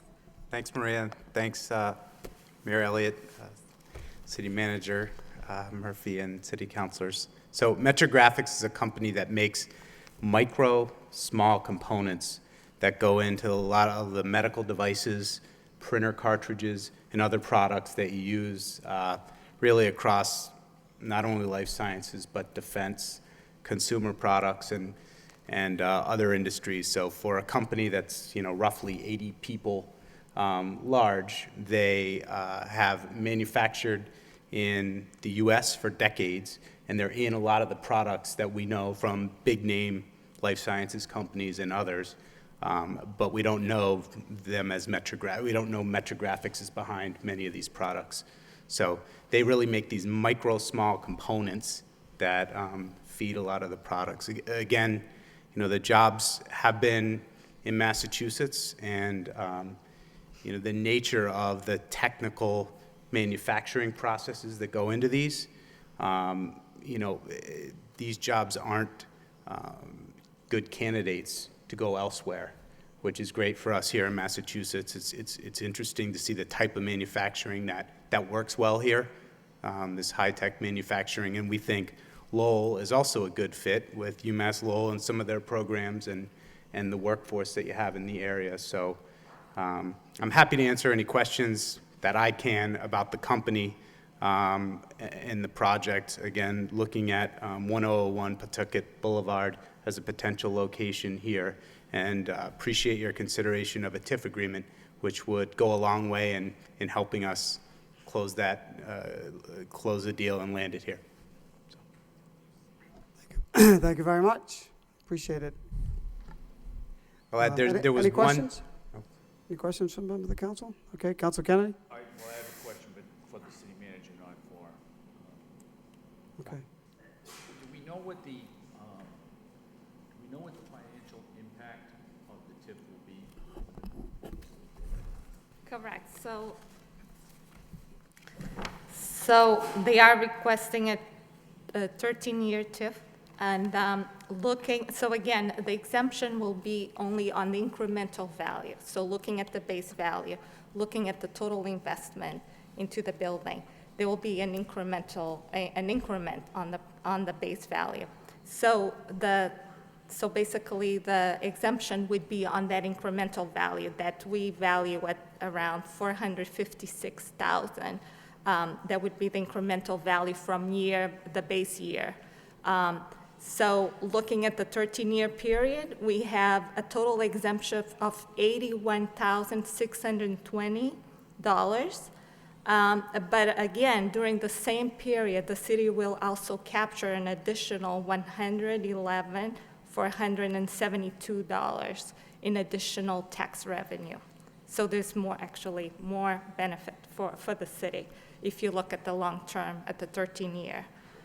And I would add that the company has, clients come in. A lot of what they do upstream of the manufacturing process is design these components with clients coming in from all over the world, which happens frequently. So their hotel stays, there are meals, and I think a lot of sort of multiplier effect from what this company would bring. Not to mention providing great jobs that sort of raise the skill level of the overall workforce that then sort of bounce around between companies in the municipality and region. I'm not asking the question necessarily because I'm concerned. I just think it's a fair question to ask, that if we're going to grant the TIF, to know what the cost is to the taxpayer over the long haul. And so if I'm understanding you correctly, what you're saying is that over the 13 years, that cost would be $81,000? Correct. Okay. 620. And this is just the proposed. Again, Sue LeMay here, she worked with me on the proposal, so she will be adjusting that value on a yearly basis. So what you're saying is that the TIF would affect any increase in the taxes? Just the but not incremental the value, base? not the base value, correct. Okay, all right, thanks. Thank you. Council Milonazo. I just want to put a motion on the floor to move approval. Move approval by Council Milonazo, Second. second by Council Kennedy. Council Leahy? Yeah, I just want to say, thank you to the manager for bringing them here, and hopefully we can get you to come to Lowell. It sounds like a great deal, and thank you for your work. Thank you, Council Belanger. Thank you, Mr. Mayor. Just a quick comment that I sat in one of the initial meetings with the manager in planning and development, and I was very, very impressed by this company that's on the cutting edge in its field, and I think has the potential for tremendous growth here in the city. And I want to say planning and development, what a fantastic job they did. They were aggressive, they were proactive, and an agreement like this is what it takes to land a business in 2014. And they did what it takes to land them. And I think it's great. So I want to congratulate the manager and planning and development for a job well done. Thank you very much, Mr. Mayor. Council? So a motion on the floor by Council Milonazo, and it was second by Council Kennedy. Roll call. Mayor Elliott. Yes. Council Kennedy. Yes. Council Leahy. Yes. Council Martin. Council Milonazo. Council. Yes. Oh, sorry. Council Rourke. Council Yes. Mercier. Council Mercier. Yes. Council Samaras. Yes. Council Belanger. Yes. 8 yeas. Yeas, motion carries. Thank you. Congratulations. Welcome to Lowell. We Thank look you. forward to your company coming here and creating more jobs. Many thanks to the city manager and staff that have been working hard on this. So, great job. Thank you. Congratulations, Maria. Thank you. Moving on to the next item. Is a vote.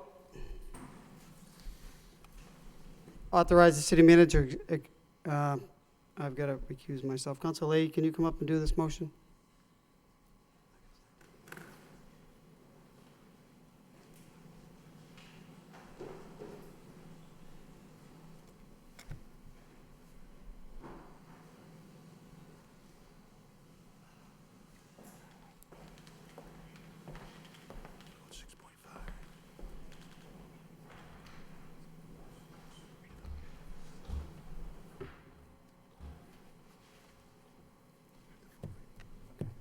Okay, next on the agenda, 6.5, vote authorizing city manager to execute consent for EPA access to right-of-way abutting 74 Fay Street, 78 Fay Street, 86 Fay Street, and 106 Lunenburg Street.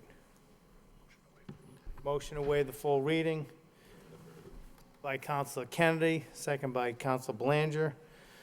Commonwealth of Massachusetts, City of Lowell, and City Council vote authorizing the city manager to execute consent for access to the property agreement between City of Lowell and the United States Environmental Protection Agency relative to any assessment, remediation, or removal activities that may be required for the Fay Street Superfund site located in Lowell, Massachusetts.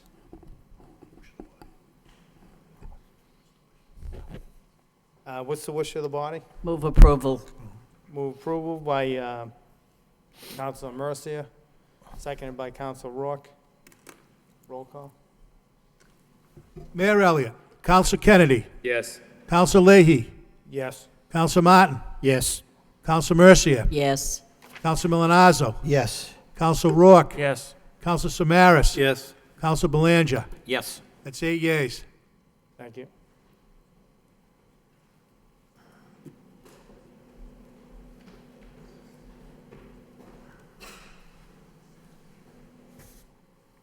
Thank you, Council. Next item on the agenda is a vote, authorize the city manager to apply, accept, and expend funds from Massachusetts Works Infrastructure Program for up to $2 million to complete realignment of Tanner Street at Plain Street.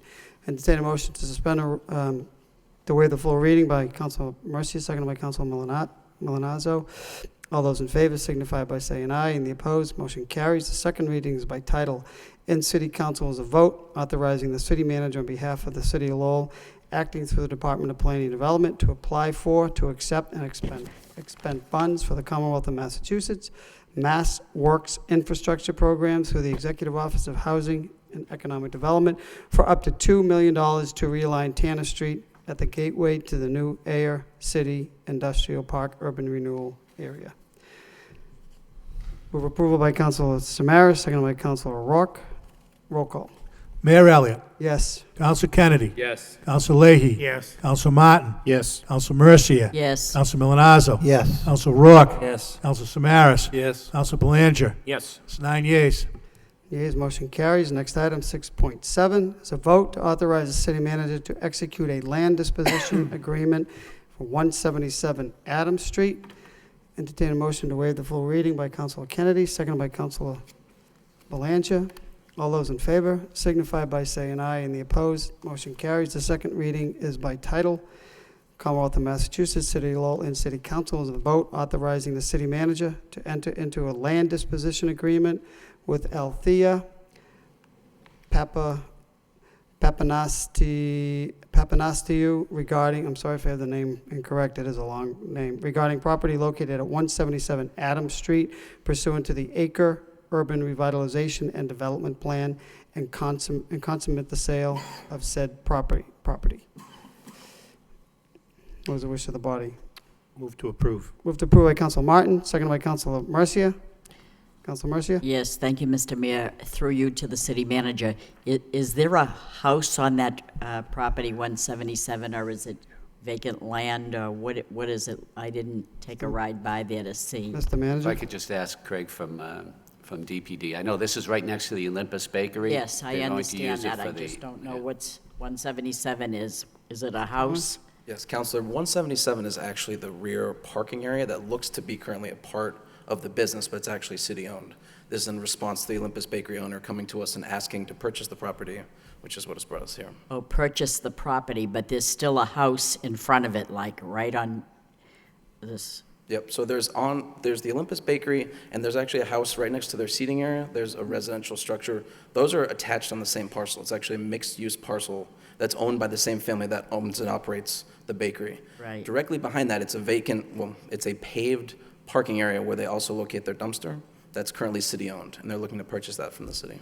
Okay, So that house that's there is staying there. Yes, the house is staying there, it's privately owned, and this is in support of both that house Right. for parking for the I residents agree. and for the business. I agree with this. I just thought it was the house. Thank you. Further questions? Motion was made and seconded. Roll call. Mayor Elliott.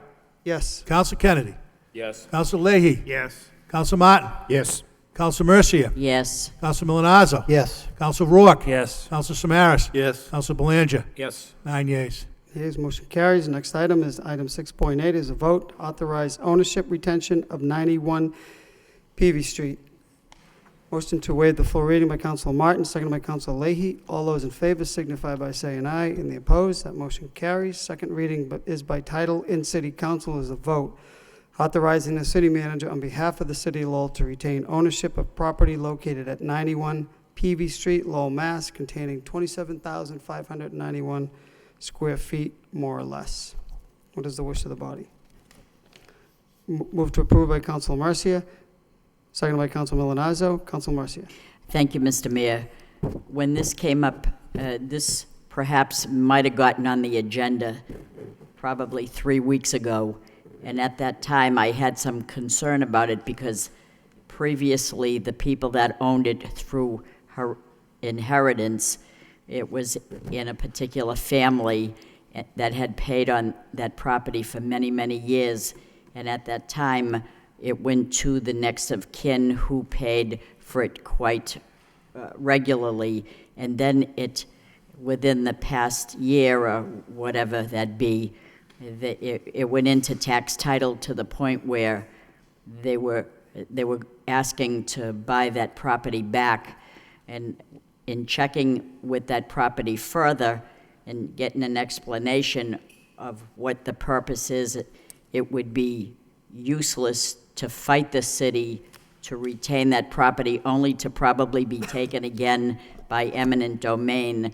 So speaking with the family further, they will relinquish the fight and just allow that to happen. So I have no further questions, because when they found out that it would be a necessary piece of property that would tie in to the Boys and Girls Club facility in that area there, they felt that that was a greater need than them trying to, assume that property again, because they had the money to buy their property back. Because if it's in tax title, you have a right to buy it back, which they were going to pursue that. But for the greater need of the city, they chose to just let that go and not fight anything. So all's well that ends well.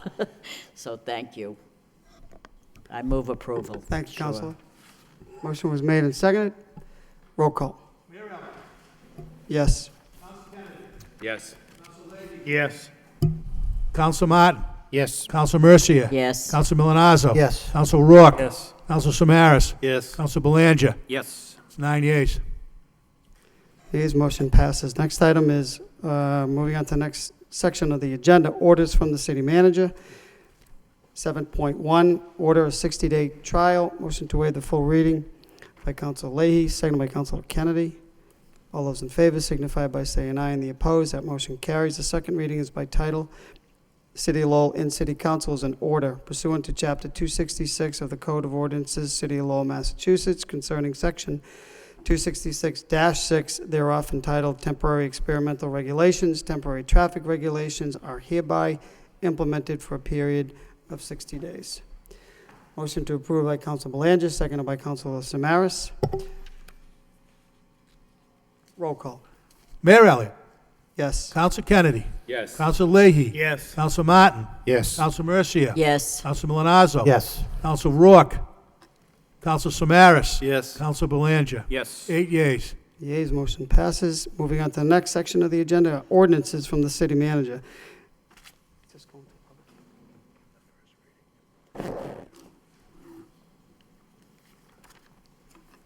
Okay, the first reading is an ordinance, create a new position and salary for one outreach worker, health department, which is grant funded. Entertain a motion to, this is going to be sent to a public hearing on August 26th. at 7 p.m.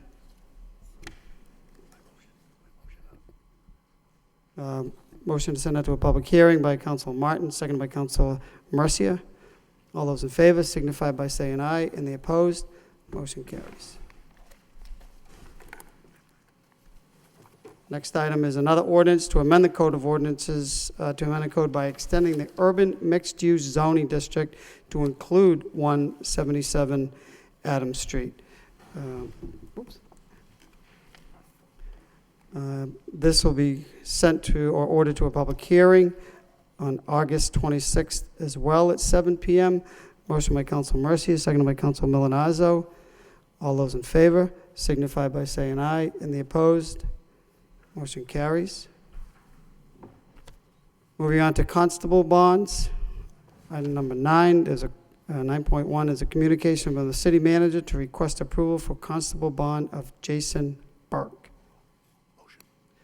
Motion to approve by Councilor Kennedy, seconded by Councilor Belanger. Roll call. Mayor Elliott. Yes. Counsel Kennedy. Yes. Counsel Leahy. Yes. Counsel Martin. Yes. Counsel Mercia. Yes. Counsel Milanazzo. Yes. Counsel Rourke. Yes. Counsel Samaras. Yes. Counsel Belanger. Yes. 9 yeas. 9 yeas, motion passes. Report subcommittee. Are there any subcommittee reports? Seeing none. Move on to Councilor Mercia. Yes, thank you very much.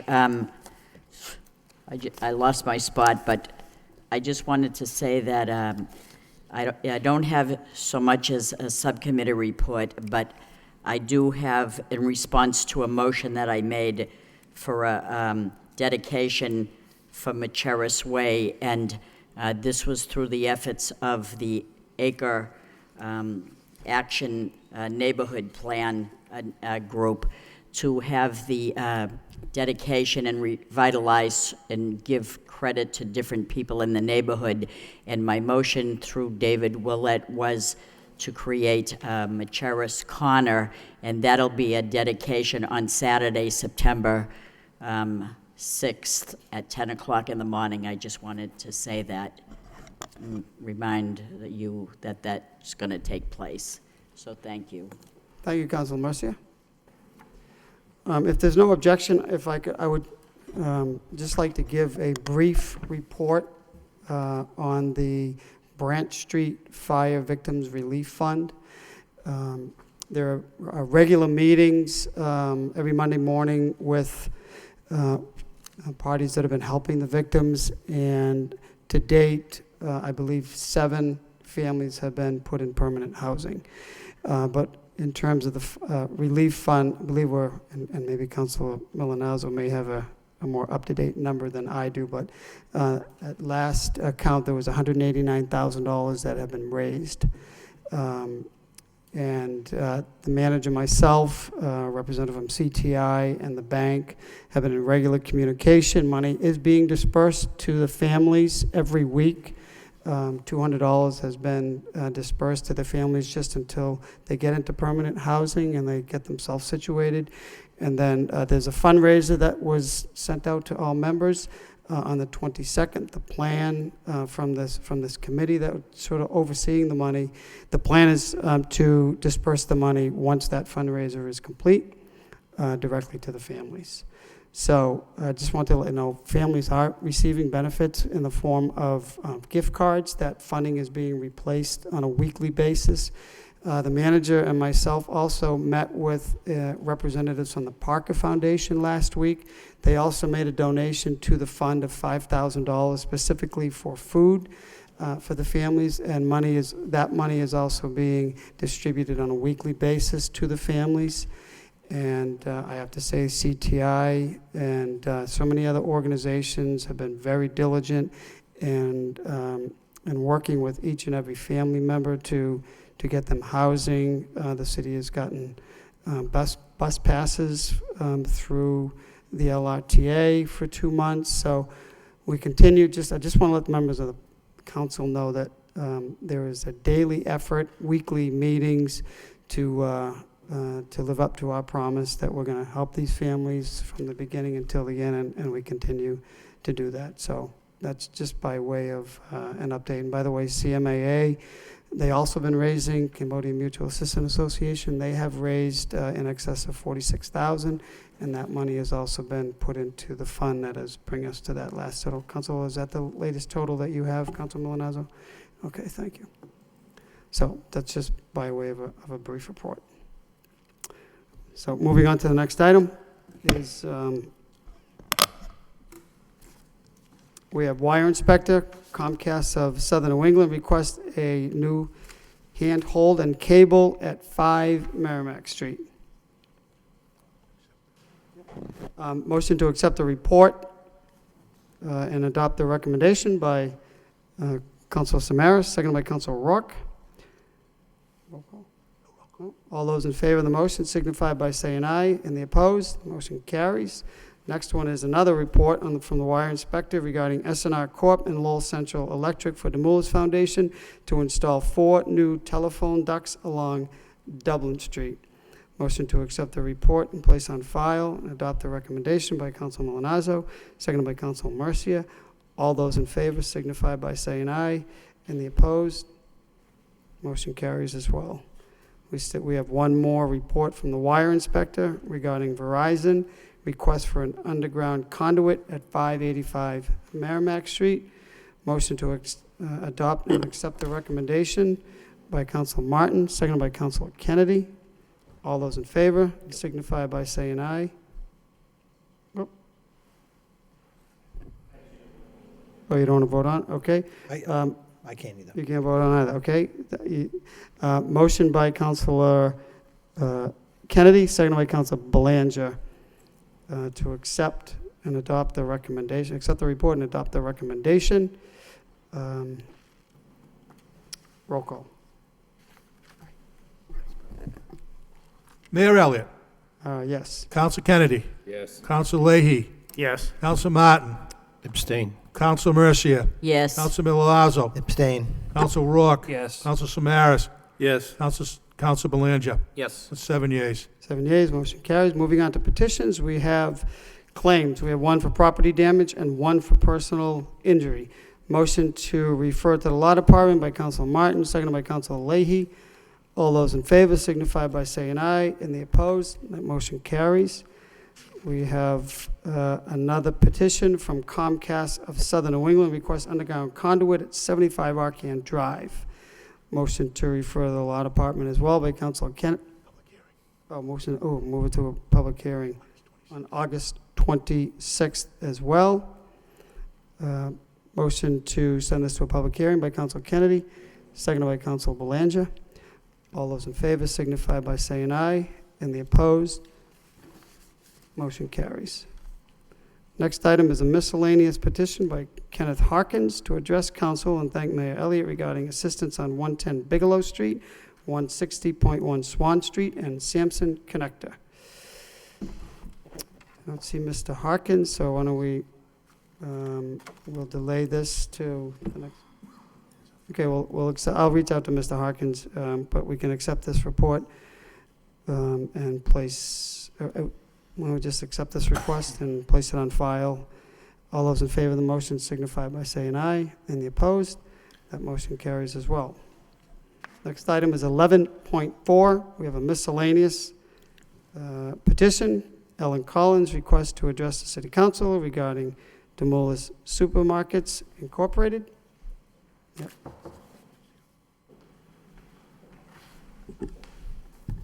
Hi, thank you very much for hearing me. I will be brief because I know it's been a long night.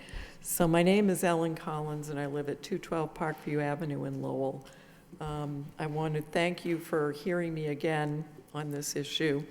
The reason I'm coming here again is that the reduction in hours that occurred, is occurring now, actually affects 20,000 part-time people in, southern New Hampshire and Massachusetts. The former assistant director of operations at Market Basket told me that, and he said it publicly at the rally. So, this is obviously a very serious situation. And I think people probably want to know what's taking so long. I mean, we know that Arthur T. made an offer on July 24th. On July 29th, the board came back and said they're engaged in a rigorous and active process to consider strategic alternatives. And also, that they had supposedly 10 to 12 bidders. And then on August 7th, we heard that Hannaford, Delhaize, its Belgian parent, is a major bidder. But, the way this is going, this is a typical hostile takeover of the kind that the firm I worked on for in New York used to work on all the time. And, what's sort of emerging is, late in July, Boston.com reported that in 2011, Arthur S. Demoulas shopped MarketBasket to Cerberus Capital Management, a very major Wall Street player. And Cerberus was interested if Arthur S. could get 50.5% of the shareholders. Cerberus was so interested that, according to Boston.com, it valued all the real estate in 2011 and, at least produced a term sheet for an acquisition. And Boston.com said this was confirmed by multiple sources with direct knowledge.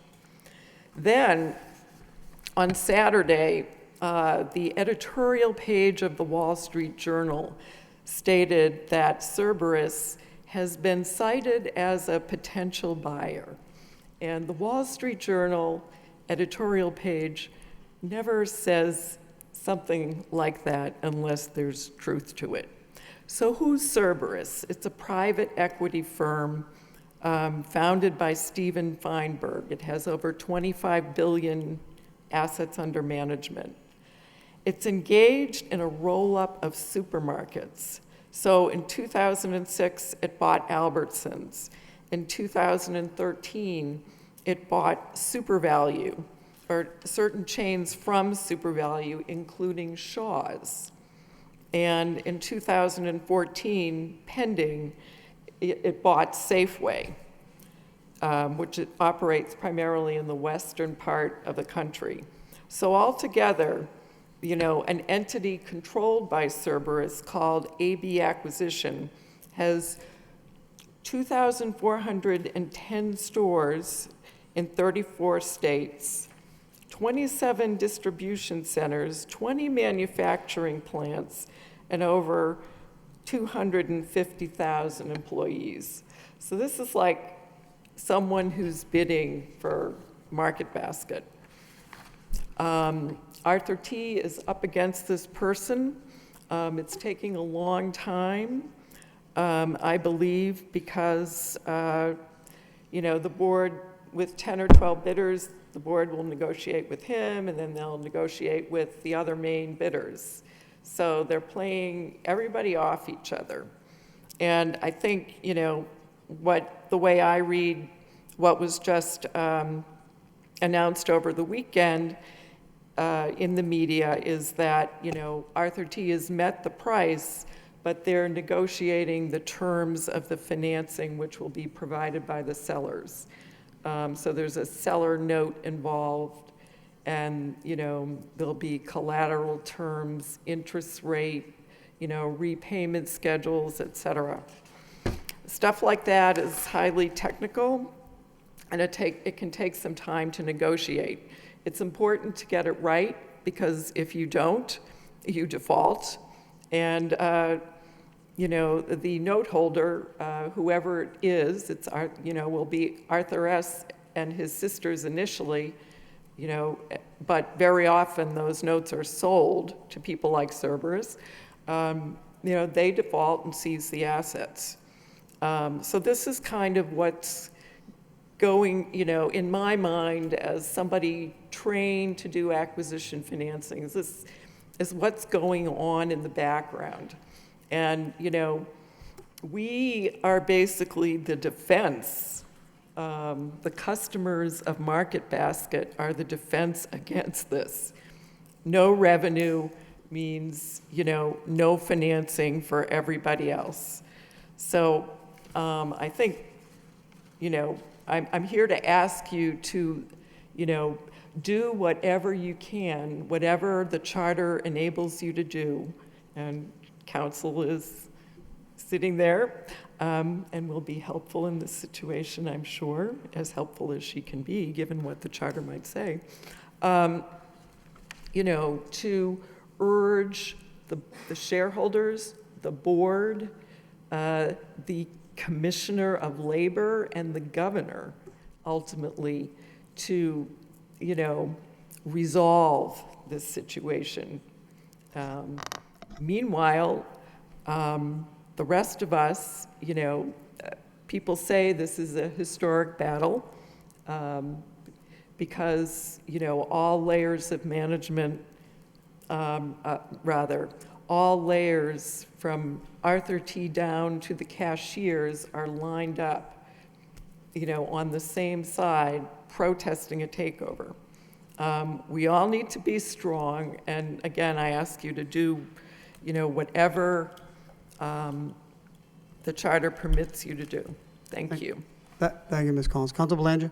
Thank you, Mr. Mayor. I do want to thank Mrs. Collins for coming in not only tonight, but in the previous meeting. She came in. She seems to have a tremendous grasp and understanding of this situation. It's good to get enlightened of the structure of the corporation and the exact goings-on of what's happening right now. And it's detrimental for the community and the city of Lowell, no two ways about it. But I just want to reiterate that, we have heard her concerns and the voices of the residents of the city of Lowell who have basically lost an inexpensive alternative to shop. One thing I found out throughout this, it's far less expensive to go out to eat than it is to shop in Hannaford, quite frankly. But we had heard the concerns, and we did sign a petition letter by, I believe, all members of the council. We've attended rallies. I think we've done all we can within the scope of this council's authority to assist in this situation. But unfortunately, the grim reality is it's, for the most part, out of our hands. But we do hear the concerns. Anything in the future that I think we can participate in, we will. But again, there's not much we can do at this time. Thank you very much, Mr. Mayor. Thank you, Councilor. Well, we can continue to not shop at Market Basket. Further discussion on this? Entertain the motion to accept the communication placed on file by Councilor Belanger, seconded by Councilor Leahy. All those in favor signify by saying aye, and the opposed, that motion carries. Next item is under the next section of the agenda, City Council. We have motions. First motion of the evening by Councilor Kennedy, request City Manager and Board of Assessors provide a report on the impact of adopting the personal property exemptions as outlined in Mass General Laws, Chapter 59, Section 5-16, Section 3, Subsection I, and Section 16, Subsection 3, Section 3, Subsection 2, and if appropriate, prepare a vote for council adopting said exemptions, which exempt from taxation certain personal property of companies that are classified by the Department of Revenue as research and development companies. Second by Council Belanger. Council Kennedy? Thank you, Mr. Mayor. I'll try to be briefer than it took to read the motion. Anyways, the state legislature provided in the Mass General Laws that communities could, if they adopt Section 5 of Chapter 59, provide an exemption for life science type companies or research and development companies. And it's my understanding that there are other communities in Massachusetts that are doing this. And I think that if we're going to remain competitive with those communities, that we kind of have to match them. At the same time, I think it's worthwhile before we do this to just take a look at what the financial impact would be.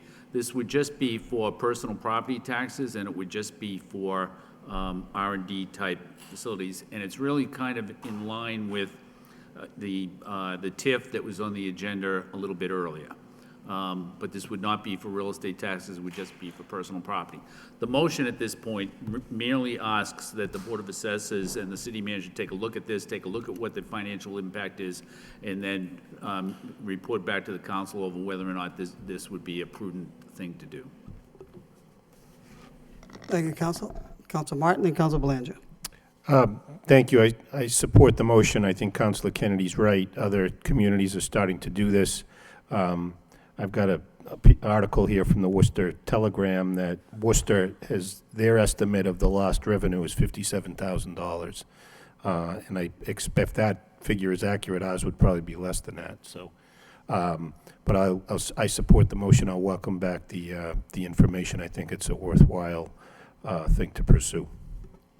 Thank you, Council. Council Belanger. Thank you, Mr. Mayor. I think it's a great motion by Councilor Kennedy, one that's proactive and one we should be investigating nonetheless, because, again, sitting in on that initial meeting with Metrographics, who just left the room, I believe, I am convinced that the TIF agreement was the kicker that landed them in the city of Lowell.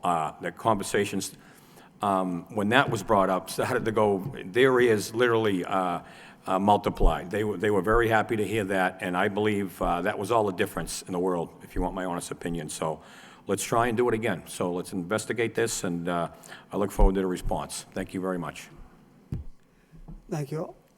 All those in favor of the motion signify by saying aye. Any opposed? Motion carries. Next item is 12.2, is a motion by Councilor Kennedy. Request city manager provide a progress report and update on the effects of the Lowell Police Department to implement the policies and procedures recommended in the matrix report and the efforts toward achieving accreditation. Seconded by Councilor Leahy. Councilor Kennedy? Thank you, Mr. Mayor. I think the motion just speaks for itself. It's, this matter was brought up several months ago. I think it's also been referred to the Public Safety Committee, and I think at that time that the Superintendent of Police indicated that he would be providing periodic reports, but it's been several months. There hasn't been a report. I think that the city spent a lot of money on the matrix study several years ago, and that there's a lot of things in that study that should be implemented. It would be good if the police department had procedures and policies in place that were sound, and I also think that if we could have the police department accredited, it would just be a good thing overall, and probably would enhance our ability to secure grant money. Thank you, Council. Excuse me. All those in favor of the motion signify by saying aye. Any opposed? Motion carries. Next item, motion by Councilor Leahy. Request city manager have Department of Public Works examine trees at Tyler Park and do any needed trimming before winter. Seconded by Councilor Martin. Councilor Leahy? Thank you. Motion speaks for itself. Just after receiving a few phone calls, concerned residents in the area would like to know if the trees could be trimmed up for the winter. They're afraid that some of the branches are going to fall. Thank you. Thank you. Mr. Manager, maybe we can take a look at that before they have their, there's an event this Sunday, their anniversary, 25th anniversary. So, oh, you would know. All those in favor of the motion signify by saying aye. And the opposed, motion carries. Next item, next motion by Councilor Leahy and Councilor Mercia. Request city manager have law department prepare a vote to dedicate the corner of Jackson and Central Streets in honor of Ray and David Robinson. No second necessary. Ladies before gentlemen. Councilor Mercia. Oh, thank you very much.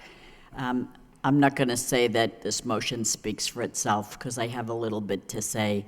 I feel that it's only fitting to honor Dave Robinson and his father, Ray, in a dignified way, and knowing that corner dedications are only reserved for our most decorated veterans, we thought that if it were possible to have a plaque on the side of a building that these two gentlemen worked and served the public in for a great number of years, it would be the greatest. So Councilor Leahy, knows the owner of the building, and he gave his okay and blessing to allow us to do it if the council supports it and the city okays it. This has been done in the past with a resident, Camille Eno, on the corner of Market and Palmer Street on the building that houses the Blue Shamrock, and for former City Councilor Grady Mulligan on the corner of Palmer and Middle Street that housed the old fire station, which was once the Farmers Market, which at one time housed Cafe Paradiso. So let us do this once again for Dave and Ray Robinson. Thank you. Council Leahy? Thank you. I feel the same way. Two great people. They served the community well for over 45 years, and they took care of people downtown. Just set a great example for what the city's all about, and this would be a nice way to honor them. So I did speak to the building owner, and he did give his approval. So we're just asking for the vote, and if we could just take a roll call. Thank you.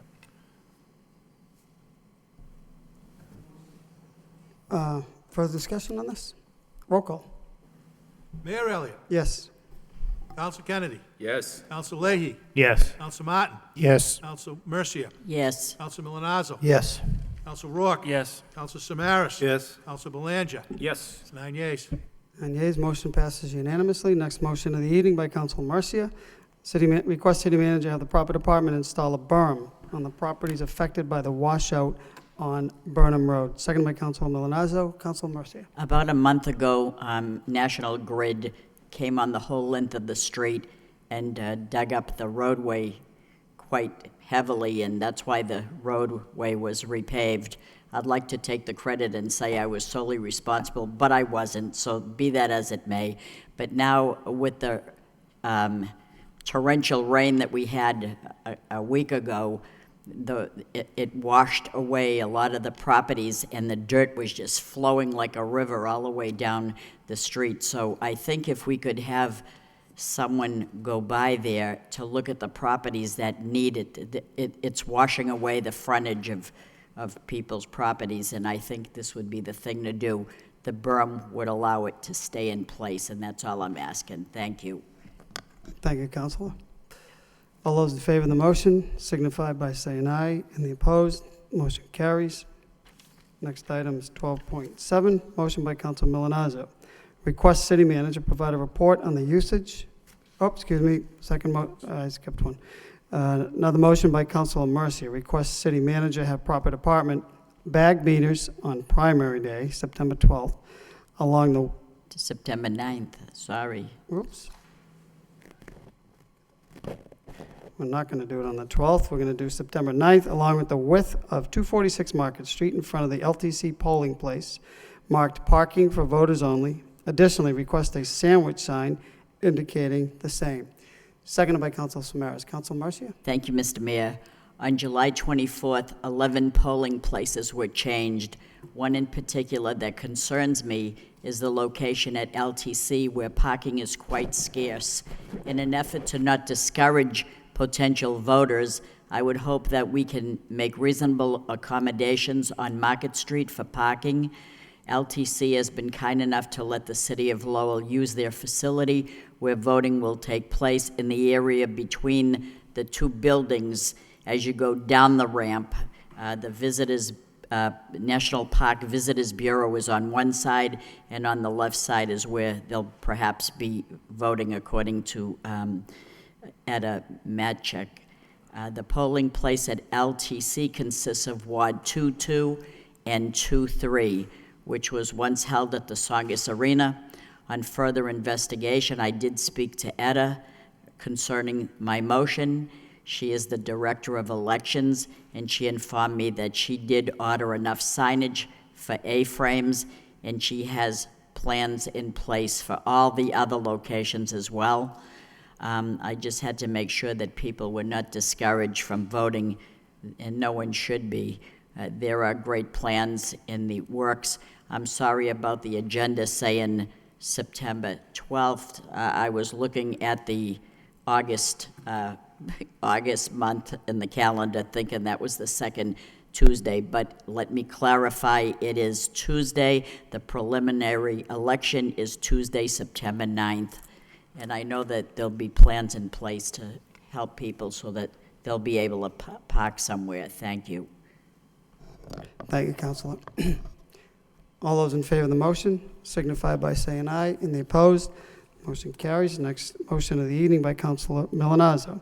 Request city manager provide a report on the usage of electronic bill paying from the initial implementation to the present. Second by Councilor Rourke. Councilor Milonazo. Thank you, Mr. Mayor. The motion does speak for itself, but if I could amend my own motion and just ask that it be by fiscal year and then broken down further by quarter, if we could. Okay. Thank you. Motion to amend by Councilor Milonazo, seconded by Councilor Mercia. All those in favor signify by saying aye, and the opposed, motion carries. All those in favor of the motion as amended signify by saying aye, and the opposed, that motion carries. Next motion of the evening by Councilor Belanger. Request city manager meet with downtown property owners to discuss the vision of the downtown area per request of the Downtown Economic Development Task Force. Second by Councilor Kennedy. Councilor Belanger. Thank you, Mr. Mayor. Through you to the manager. Mr. Manager, we had a very productive meeting last week with the Economic Development Task Force in the downtown, and I think it's going to be a very, very productive task force, if you want my honest opinion. But one thing we feel is our priority is that, that we start from scratch on this, and, being with the empty storefronts are a concern. And the most visible, and that's the first thing out of everybody's mouth, is empty storefronts, and we see it. We know they're there. We're working on it, and I know it's not the city's fault. It's not a business's fault. It's in a lot of cases, these landlords play a role here that are impediments in some points. Sometimes you can't get a hold of them. I know city officials, in many cases, try and contact them to no avail. We have services. We have businesses, lists of businesses looking to locate in the downtown. We have facade grants. We have a lot to offer for them. So we come up with the resolution that you start addressing property owners one by one individually, seeing what the city can do, and then you let them all the services we provide and what's available to them, and then ease our way into minimum maintenance at the same time. So we think it's a good way to go. I hope for a unanimous support from my colleagues on this, but we believe it's the very basis of economic development in the downtown. It almost starts with property owners from the get-go. So we want to ensure that we're here to help them and work with them. So, Mr. Manager, if you could designate some time and handle this task. I know it's not an easy one, but we would appreciate it. Thank you very much. Thank you, Council. Further discussion on the motion? Councilor Marcia. Thank you, Mr. Mayor. When we talk about economic development in the downtown, I remember that a group got together and they put a Welcome to Lowell sign right on the corner of like Green in that island across from WCAP in that area and across from Expressos, right in the middle of that island. I don't know if it's still there, and if it isn't, I don't know where. We have so many artists in the city and so much creativity, and yet someone could get together and form a group and do a project that says, Welcome to Lowell. If the city doesn't show any appearance of pride, who's going to want to come here in the first place? So it would be nice to be creative and have a nice Welcome to Lowell sign. Let people know that we're happy to be here.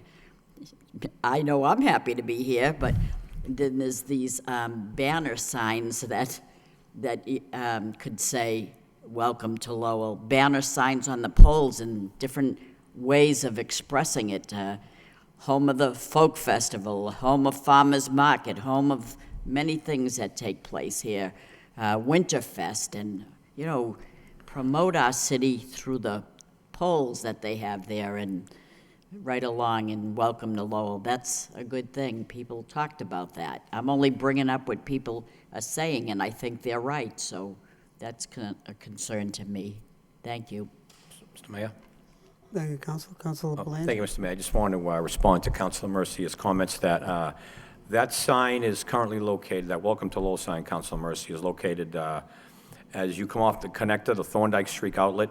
You come around the circle, it's way deep in the bushes. If you could drive by there 100 times and not notice it. I don't know what it's doing there. It's set way, way back, practically camouflaged by the bushes, but it's there. Why it's there, I don't know. It serves no purpose, but to answer your question, that's where it is. And it's funny, speaking with Matt Byrne, he's one, and many downtown residents want better signage and visitors. There was in the focus section of the Lowell Sun a few months ago, a gentleman, Mr. Leavitt from Tingsboro, came into town with his wife to go to a show at the auditorium, and he left here scratching his head. He told it was an unbiased, no-agenda opinion of his visit to the city, how difficult it was to navigate without proper signage to the auditorium, to this. So, I mean, I think it's one thing how we preserve our history in buildings is tremendous, but I think our historic guidelines are, in some cases, impediments to progress here in the city, and that's something that we should discuss later on. I plan on bringing up in the fall. It's difficult to navigate for a visitor around here. There's no signage. Deb Belanger just told me of the Convention and Visitors Bureau that she invested $25,000 about 6 years ago into signage for lighting poles in the downtown. Welcome to historic downtown Lowell, burgundy and gray. They're gorgeous. She has no idea where they are. They were taken down from the city to put up a festival banner. She doesn't even know their whereabouts right now. So that has to change. I mean, again, there's nothing wrong with preserving your history and latching on to our heritage, but let it not be an impediment to economic growth at the same time. So I think we should bring this topic up in the fall, just a few weeks from now, and really get it out there and see what my colleagues feel on that. So thank you very much, Mr. Mayor. Thank you. Thank you, Councilor. All those in favor of the motion signify by saying aye. And the opposed, the motion carries. Councilor Leahy, if you could take the podium.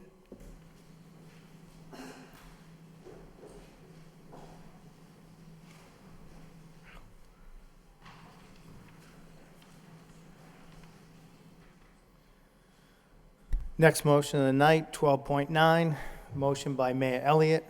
Request city manager investigate why surveillance was conducted on former library employee / mother. Seconded by Councilor Mercier. Mayor Elliott. Thank you, Mr. Vice Chair. You know, this library craze, since the details have come out, have been a concern to me. I understand, the workers' comp issue initially, but first and foremost, the fact that we've spent $200,000 in legal fees, and now I read that medical bills, the city did not pay for months, is a concern. But what's most troubling is when I read a story in the newspaper that the surveillance of Miss Cludia and her mother was done for 7 of the 9 days when she wasn't even an employee of the city. To me, this is a gross abuse of government power, and people are traumatized by this, and we should not pretend that it's okay. So, the content is to me is problematic, especially when we have somebody zooming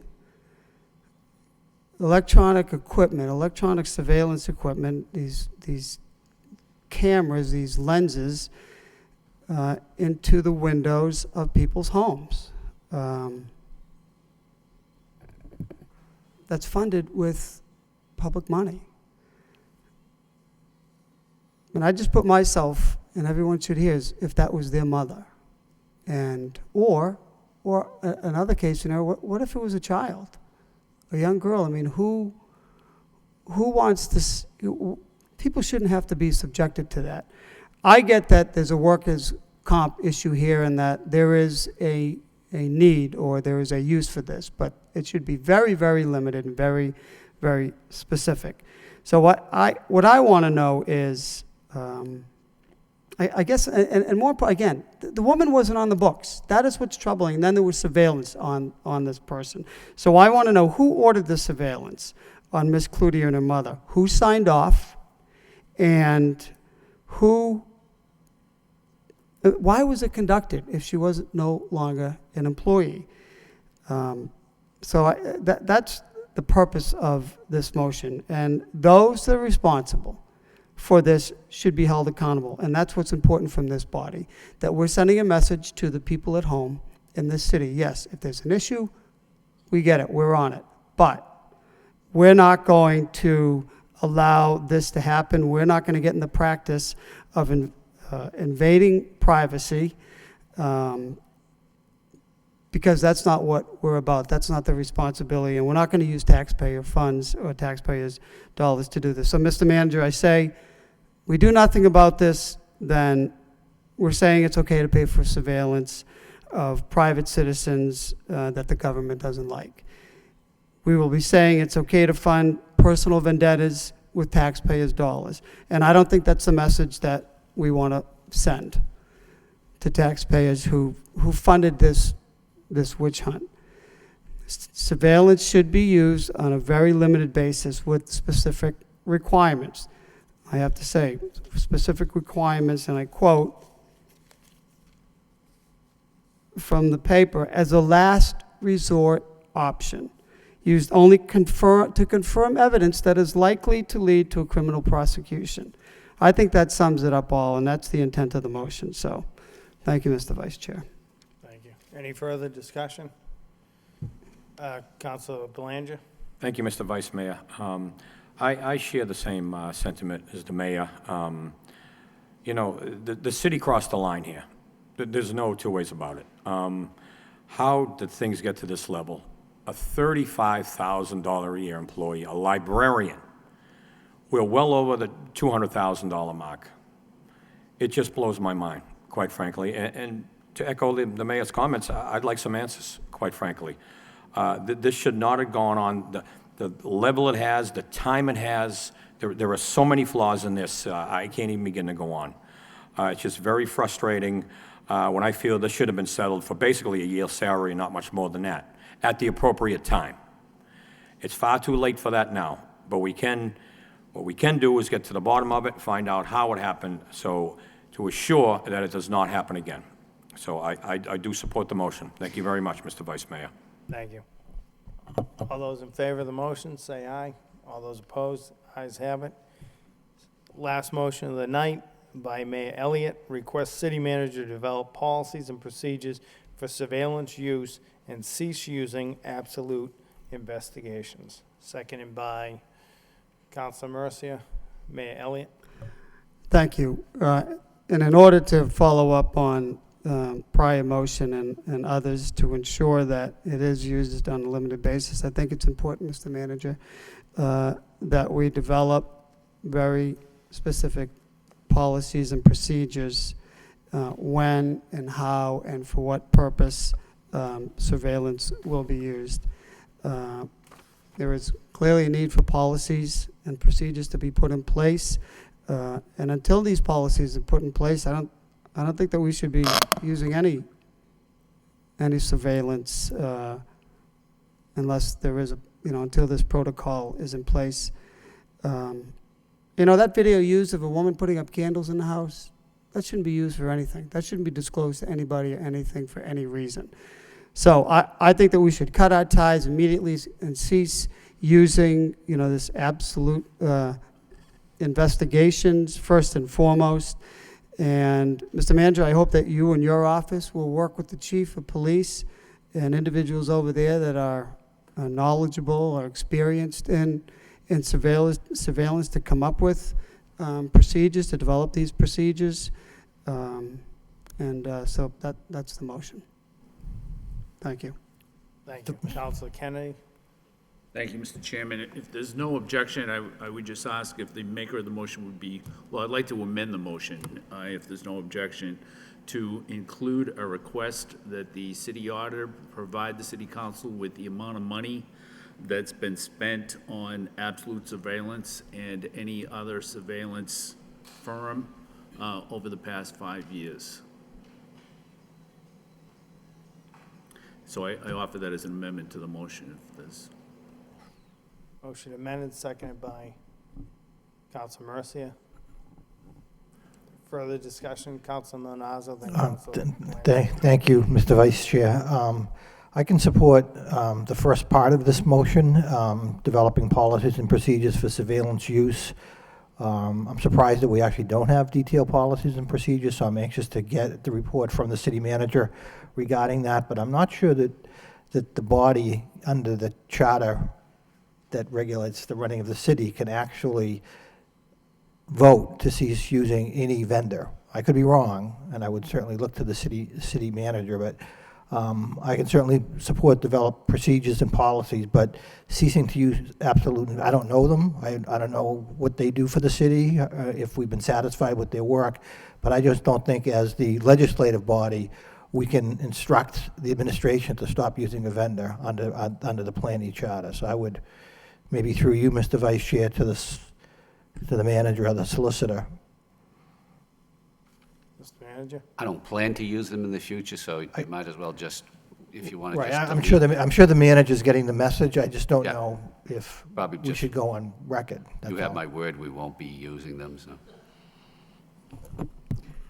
And again, I can. That's fine, support- I'm not going to try to, the intent of the motion is that this company with their zooming in and, essentially peeping on people and windows when there's, that's not the intended purpose. I think that's, again, I think it's a gross abuse of, I think it's an invasion of privacy, period. I think anyone else in this room that would have to be susceptible to that or have to, have to deal with that is just at all levels unequivocally wrong. And this company apparently, in my opinion, I don't care if they're good or they're not good. What they did, they crossed the line, and they using taxpayers' money, and they shouldn't be hired back. So whatever the body wants to do, I understand. I think that we should cease, but I understand, the point.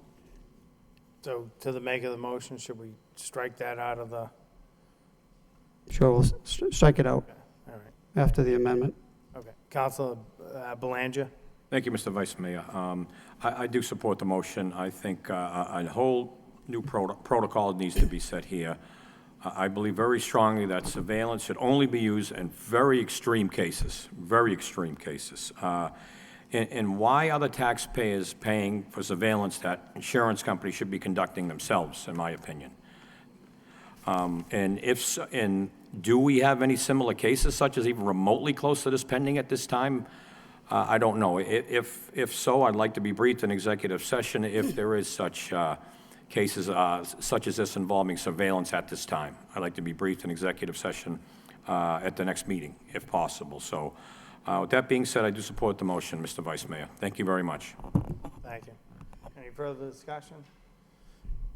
All those in favor of the motion? Should we vote on the amendment first? Sure. Roll call or just? Okay.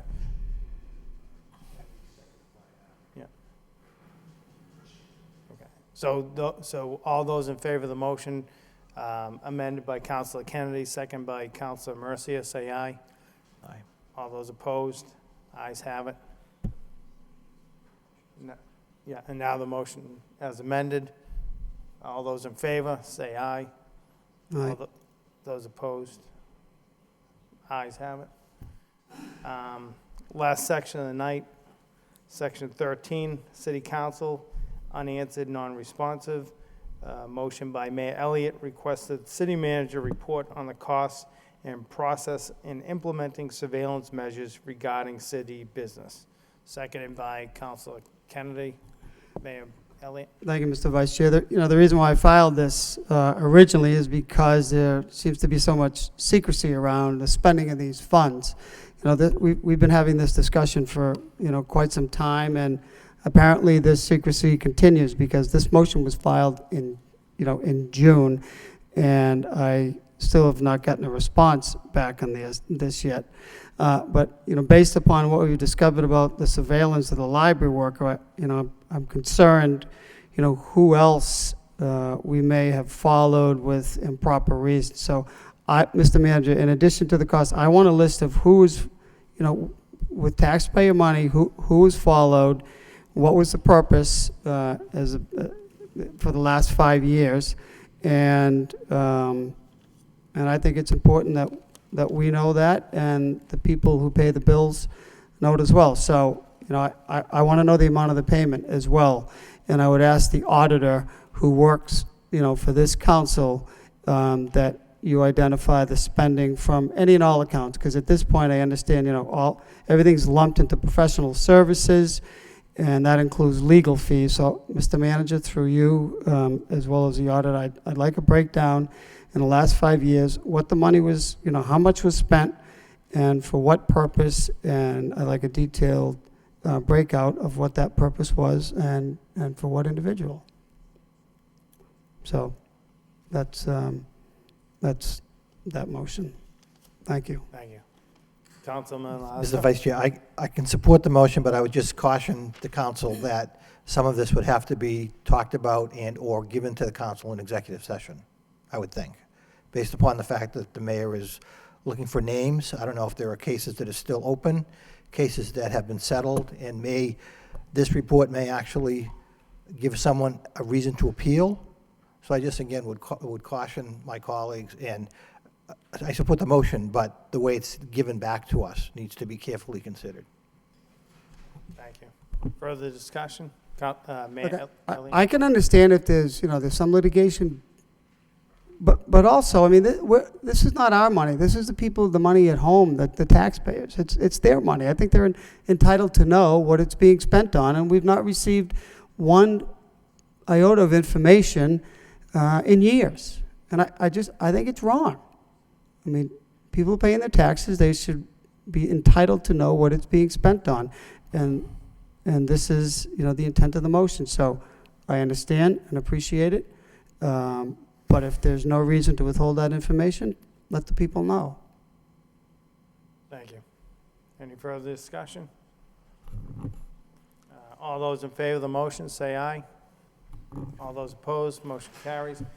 Motion to adjourn by Council Belanger, second by Council Kennedy. Thank you.